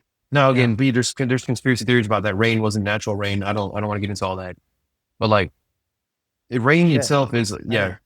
yeah, it's pretty tough. I don't know if I believe in all that, but like again, the rain is a nature thing. So like the rain itself fell from the sky and then boom, oh fuck, it turned into a flood and it turned out to kill 300 people. Like that same rain is like, when it hasn't rained, let's say that same exact concept of rain falling from the sky is welcome, is beautiful when in the right context, right? But we had to accept Yeah. rain no matter what. We had to accept the rain for no matter what it is. We have to accept women. And again, we don't tolerate women in our lives that we don't want in our lives because we're men and we get to choose. Luckily, like again, lucky us, we don't have to I tolerate mean, people we don't want in our lives. It's to a certain extent, bro, but I feel like, like we're being yeah. to a It's not certain just extent. men. It's just like that's like Yeah, every human being is yeah, like but if we don't want someone in our lives. in Yeah. this particular context, in this context of man, I'm talking from a man's perspective, I guess. But you're right. Okay. It's always there for every person. But like Yeah. it's like if it's not in service of like what I want, to be, the feminine energy isn't there, or whatever I want from a woman. Yeah. Whatever I feel like I would make me a better man or better masculine energy too. If it's not there, then adios. And it gave me like a Yeah. clarifying lens of what I even want from women in general. Like I used to think I want a woman like myself, and now I realize like, I want her to be a little bit different, bro. I mean, there's certain, Oh, traits, or there's certain like, I see. again, Yeah. Yeah. I've only learned these things through reflecting through nature, thinking about nature, going almost, again, delusional nut job, like levels of like, Yeah. why the fuck is this guy talking about trees all the time? Like, and I've been able to make all these connections, but for me personally, bro, it goes back to that storytelling, that inner writer, that inner philosopher, that inner it's just drawn to me, bro. The concept of trees. Like I could write a book about trees probably. I'm going to do a lot of learning about all the, different kinds of trees. All that shit will be fun. That'll be the next journey. But like, it's Yeah. just a thing that makes sense. Nature itself makes sense. And these things I can't explain because again, I told you, like you asked that question, like why trees? You asked, like, why is that a big deal? I was like, fuck, I don't know. Yeah. And I just rambled through Dude, why, but if that that's makes sense. Yeah, I kind of gave you why, but yeah, I and never then thought about also like why. how did you appreciate it? How did you appreciate it? How did I Like appreciate it? that's us. Yeah, yeah. So I understand why trees now. Yeah, And then I think one deeper layer beyond that is what made you grow appreciation for it? Is it I, emptiness from not experiencing it? Is it a void you felt? What was the thing? Because I think the thing is like I know it's hot as fuck, and I go under a tree, and I'm like, oh shit, the relief, and this kind of flow of like heat, suffering, then going into serenity, relaxation. yeah, Sleeping under a tree, like the way the leaves sound when like wind goes through them. All these little details. Like that's how I've come to appreciate it is the tension I felt with nature and how trees were kind of like this respite within it. I mean, the sun is part of nature as much as a tree is, if we think about yeah. it in the grander sense. But something about trees you've grown to appreciate very deeply. And so, how did you come to? What's that journey been like? And Yeah, that's dude. like I bet you could talk an hour on that. Well, yeah, I but could see it, but I'm also very, yeah. very clear on like the answer. Like it's like I found Okay. gratitude. Yeah. I found gratitude in for life or for again. I think feminine energy is so connected to life itself. Like I don't think we have But where life did it without start? that. Just Where going. what was that Like first moment? I guess I don't even know if there was a first moment. It was just a calling, bro. Like I fucking like nature. Damn. Like I've always kind of been back and forth with nature. Like another thing, I got this dog. I adopted this dog, and she was for the first time in my life, I was forced to go on walks. I remember I never had gone on a walk before my dog. Like, why the fuck would I go on a walk? I'm a Damn. dude. I don't go on walks. That's fruity. Why would you go on a walk as a dude? That's fruity as hell to go on a walk. As I was thinking back in 18, 19 years old, 20 years old, like, oh, dudes going for walks? That's fruity as hell. Who does that? Yeah, yeah. They got this dog, and all of a sudden, this piece of nature is forcing my hand. I have to go outside. Not only that, she's stubborn as fuck. She's pulling me towards the trail by my apartment. I don't want to go to the trail, but this dog, this nature, this force of nature is one, I'm caring for her. I care for her deeply. But two, Yeah. she's literally pulling me toward the trail in nature itself. I begrudgingly went. I was like, oh, come on, let's go, whatever. And it would happen over and over. And this dog kept pulling me toward the fucking trail every time we walked outside. I was like, bro, I remember the one, maybe, yeah, thanks for asking this question, bro, but I think you're uncovering shit I didn't even understand or know. But maybe it was like a That's fine. moment with, walking with my dog where I was like, you know what, this ain't bad. I look around like, hey, I feel pretty fucking good. Maybe like the annoyance of my dog dragging my ass to the trail. And this trail was by my apartment. So, you'd walk out the apartment, take your dog for a poop, and my dog wouldn't take a poop and she would thrive. She would just pull me towards the trail. It'd be like a 0.2 miles away from our door, but she would just pull me there. Constantly, like incessantly, like, yo, we're not going anywhere else but this fucking trail. That's how she was on. And then Yeah. after a while, I was like, you know what, fuck, I want to go to the trail too. Like, I don't want to be begrudging of the trail of nature, but I didn't think through these Yeah. things at the time. It was like, oh fuck, let me take my dog for a walk, and she likes to go to the trail, so that means that I'm gonna go to the trail because that's what my dog likes, and I'm not trying to battle her. Because as soon as we got to the trail, guess what? She calmed down a little bit. She started sniffing around. She was a little bit more in nature. She's probably a little bit more like, this probably felt more natural to her than the concrete and the cars and all the other shit, in our apartment complex, parking lot and everything. Yeah. So, and, that's probably where I got exposed to it first. But like, even after that, like, cool, I take my dog for walks. Okay, cool. I have appreciation for dog. I have appreciation for walking. Now, where does the nature come in? Is like, I think the, again, going through, everything that men go through when they're mid 20s or whatever, you look for meaning in certain ways. When I Yeah. was young, when I was younger, Yeah. brother, I touched on this, bro. If anyone's still listening to this podcast, bro, it's probably the best 3 hour podcast of all time because we're hitting the callbacks are crazy work right now. The callbacks are crazy. But I mentioned that I found meaning through basketball, and I found meaning through Lil Wayne. I found connection through basketball through Lil Wayne. Those are like gun to my head, like, hey, how did you make friends when you were young? Lil Wayne and basketball. I used to be able to rap Yeah. a Millie, the song a Millie. I memorized it. I was rapping it. And that's how I would make friends at track meets when we were to go back. I'd be, hey, let me rap a Millie. And I would go rap it for them. And they'd be like, whoa, you're so cool. I'm like, I know I'm cool as shit. I just rapped a Millie from Lil Wayne. Like, I'm that dude. So again, connection, like Yeah. joy, laughter, all these things through Lil Wayne and through basketball. But as I get Yeah. older, I realize like, oh, Lil Wayne kind of not fall off, but like these maybe people I'm trying to connect to don't connect with Lil Wayne as deeply as I do. Maybe they don't know a Millie word for word. Like, what the? You don't know a Millie word for word? Or maybe these people don't love basketball. They don't love sports as much as I do. Like, what do you mean you don't watch Sports Center for Yeah. 4 hours a day? Or what do you mean you don't Yeah. know all the NFL, coaches? You don't know that? And it's like, bro, Yeah. some people don't know that. So then I didn't do it like on purpose, but like you almost it almost automatically flows, or it's like, hey, if I'm a person that wants connection, I want love, I want joy, shared experiences, laughter. What do we all share, brother? What do we all share in common? We all share the human experience, but like we also share nature. Like I can't, when I Yeah. say tree, you know tree. When I say dog, you know dog. When I say water, you know water. And if I say that to my dog, I don't know what the fuck she gonna be like, what the fuck are you talking about? But like human beings connect with these things. They know what it is. Nature is. Yeah. And again, that the void that maybe a lot of people feel when they're, mid-20s, you kind of just Is it a void to explore. connect with others, like in a deeper way than It's a just like calling. what you've done before? It's Yeah. a calling, right? It's like, this void is empty. Okay, well, feel it, like what's going on, but then fill it with the appropriate substance, like the appropriate thing. Don't fill it with more bullshit. Like, oh, you fill the void. I feel the void. Okay, so first you're like, oh, I'm empty. I feel empty. Pause. Yeah. What do I need to fill it with? Do I need to fill it with anything? Sometimes you just feel the void and you're cool.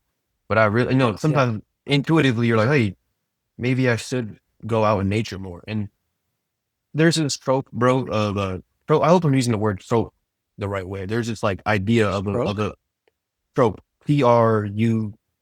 I can't Oh, spell throat. Oh, okay. Okay. trope, like a story, like it's like a Yeah. Yeah. storyline, like a storyline of men in their 20s or late 20s, whatever, that feel that void that we're talking about or feel a calling, and they Yeah. go into nature. There's so many stories of dudes just like leaving their life and just walking into nature, like literally walking into nature. Like going to Mount Everest, right? We all hear that story all the time. Motherfuckers go to Mount Everest. Like, why? Why are you going to Mount Yeah. Everest? Like, it's deeper than just climbing a mountain, right? It's so deep. It's so Yeah. much deeper than climbing a mountain. Or why are men so drawn to the seas? Like, why is the seas obsessive for people? Sure, we want to explore, but like, must be something about the sea and the ocean itself that maybe you're all a certain type of man. Like we all know men that are fishermen. Like, I love fishing, but like you must really love fishing to do that shit all the time. What about fishing, the nature part of it? That again, the connecting piece to everything I've realized is nature in a way.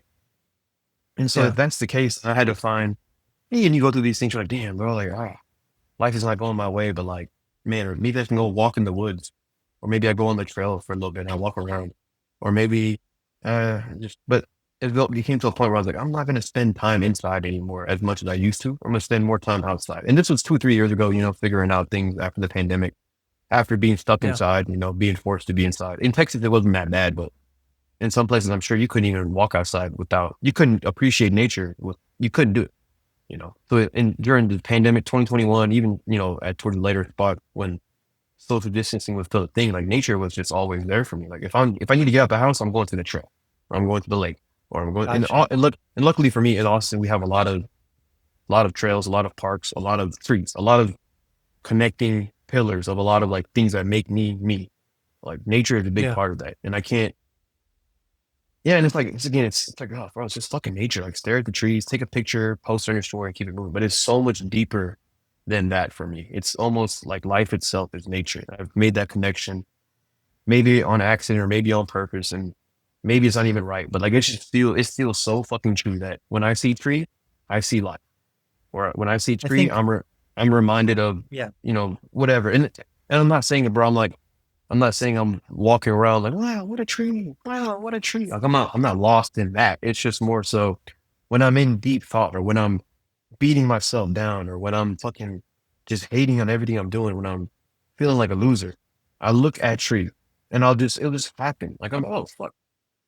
What I'll be like, hey, tree, do you ever feel like a loser? And the tree would be like, what the fuck are you talking about? You're a part of nature. Why would Yeah. you feel like, why would you choose to be a loser? Again, that's Yeah. me making a message for the tree, but the tree would probably say something like that. Like, yo, being a loser is not nature. It's not a part of nature. You're a part of nature to stop being a loser. Like, don't do that. Or whatever the thing it Yeah. would say. But like, these things would just come to me. And the tree is just, I guess a tree is an extension of a messenger, bro. Like, I don't, again, I see trees, so I see X, Y, Z down the list of what tree matters. But tree is like the A connecting, reflection like, of you, man. like a mirror It's or a like a reflection of you. guide. Yeah. Guide or Yeah. reflection of me. And again, that's just like some people, I think some men might see the same exact thing through the open sea, or maybe Yeah. a mountain, or I maybe, mean, Marino, for example, he changed his life through the water. oh, that's a And perfect example. dude, I Yeah. mean, yeah. So like, and not to say I'm not a tree hugger, like, oh, cool tree. I mean, even if Like, you are, who the fuck cares? No, but even if I okay, let's was, but just say like, even if you are. Yeah, yeah, who the fuck great. cares? Like I'll at hug this the shit point, on, I'll get, you know what? I'll hug the tree buck naked, and I'll get splinters on my yeah, sword, bro. Cause that's how much I love trees, bro.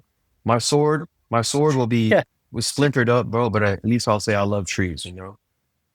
yeah. I get you, but you, you know how This, to make fun of everything. hey, Sorry. just, I make fun of myself. Yeah, Yeah, I think you're right. Not saying I'm making fun of myself to put myself down, but almost to make fun of the absurdity of all this. Like, because we're not no, taking ourselves too seriously in a no, way. like I, That's I kind of really, what it is. I Yeah, really found a piece of enlightenment through fucking trees. Like, how much of a, what, not fucking the trees, but just trees. yeah, good I clarification, mean, bro. you Because, did hey, talk about your sword having splinters, so I don't want to make anyone to make that assumption. So it's just trees. I do not recall saying my sword getting splintered. I do not recall. Delete the tapes. Delete the tapes now. But yeah, bro, I think nature itself is just like such a big opening eye for me and my own journey. Like, yo, man, like, Yeah. I have these, here's another thing, another example. I have these little notebooks. They're called field notes. Oh yeah, And like, yeah. I got them at Costco. this one Yeah, is yeah, a Mount Rainier Park, but I have like 4 or 5 of these filled out. And there were times where I would just walk in. Oh, this is fucking perfect. Wow. Wow. Okay. I just slipped over to the page talking about nature. Let me read yeah. this to you. This is meant to be, brother. Damn. This is meant to be. Let me make sure it's nothing else. Okay. I I'm said, just gonna say, in 3 minutes, this thing's gonna stop recording. okay, man, I It got you. caps out at 3 hours. Yeah. Damn. Okay, let's go, let's go, let's go. Nature is a gateway to mindfulness, clarity, gratitude, and peace. And then I wrote, every man must grow up. Nature calls the shots, not silly 28-year-olds who wish for shit, is what I wrote. Nature calls the shots, not silly 28-year-olds. I was 28 at the time. And I said, Yeah. my friend, can't you see? You must release it all into nature. You must accept the offering, and then, wow, it's crazy. You'll get back much more than you ever expect. You give, then you receive. Yeah. Then I have some stuff about muse and women, but hey, it's been 3 hours, so let me shut up. No. But, dude, that was we gotta do a part two. So Damn, bro. A park two, man. just I'm gonna be sitting in a tree, bro. I'm gonna be sitting in a tree house doing honestly, my why don't you just do it from nature? Second episode. man. I don't like bugs, bro. TBH. I love nature, but bugs, bro. You want to fuck around and get a bug You on don't me see or like bugs as part of nature, dude. my All right, all favorite right. kind of my favorite kind of bugs Yeah. are dead bugs, It's a brother. dead bug. My favorite You know kind of what? bugs are dead bugs, bro. Fuck that. Get them out of here. I saw a cockroach in here the other day, bro. I'm talking about, I was like, I literally audibly gasped. I was like, "Mm." And I was like, no, Paril, be a man. Paril, be a man. You gotta be masculine. You gotta be a masculine force, you know. And then I went to grab my flipper, went to smash the cockroach, missed because I was scared. Motherfucker Yeah. jumped up around. I was like, "Ah." I literally hit again, got him. Yep. They guts all over the floor, but at least I killed God that damn. motherfucker, bro. I was a strong man, and I've always been a strong man. But bug bugs kind of, hey, I'm still learning to not go Yeah. with bugs, bro. Like, oh boy, you know, Dude. right now, there was kids that used to put Yeah. grasshoppers together. I used to see that shit Yeah. and be like, you're a fucking weirdo. The kids literally used to fuck with grasshoppers. Like, you're a psychopath. I I remember being 4 years I old, 5 years got old, it being like, with you're a weird. there's like a in Japanese culture apparently playing with bugs as a kid is completely like a thing. And I didn't know that. And there was this Japanese kid playing with bugs, literally, like what you said, with grasshoppers or like beetles or some shit. And I'm like, What the fuck, I bro? couldn't fathom that thing because I don't know, in India, dude, bugs were just like pests, like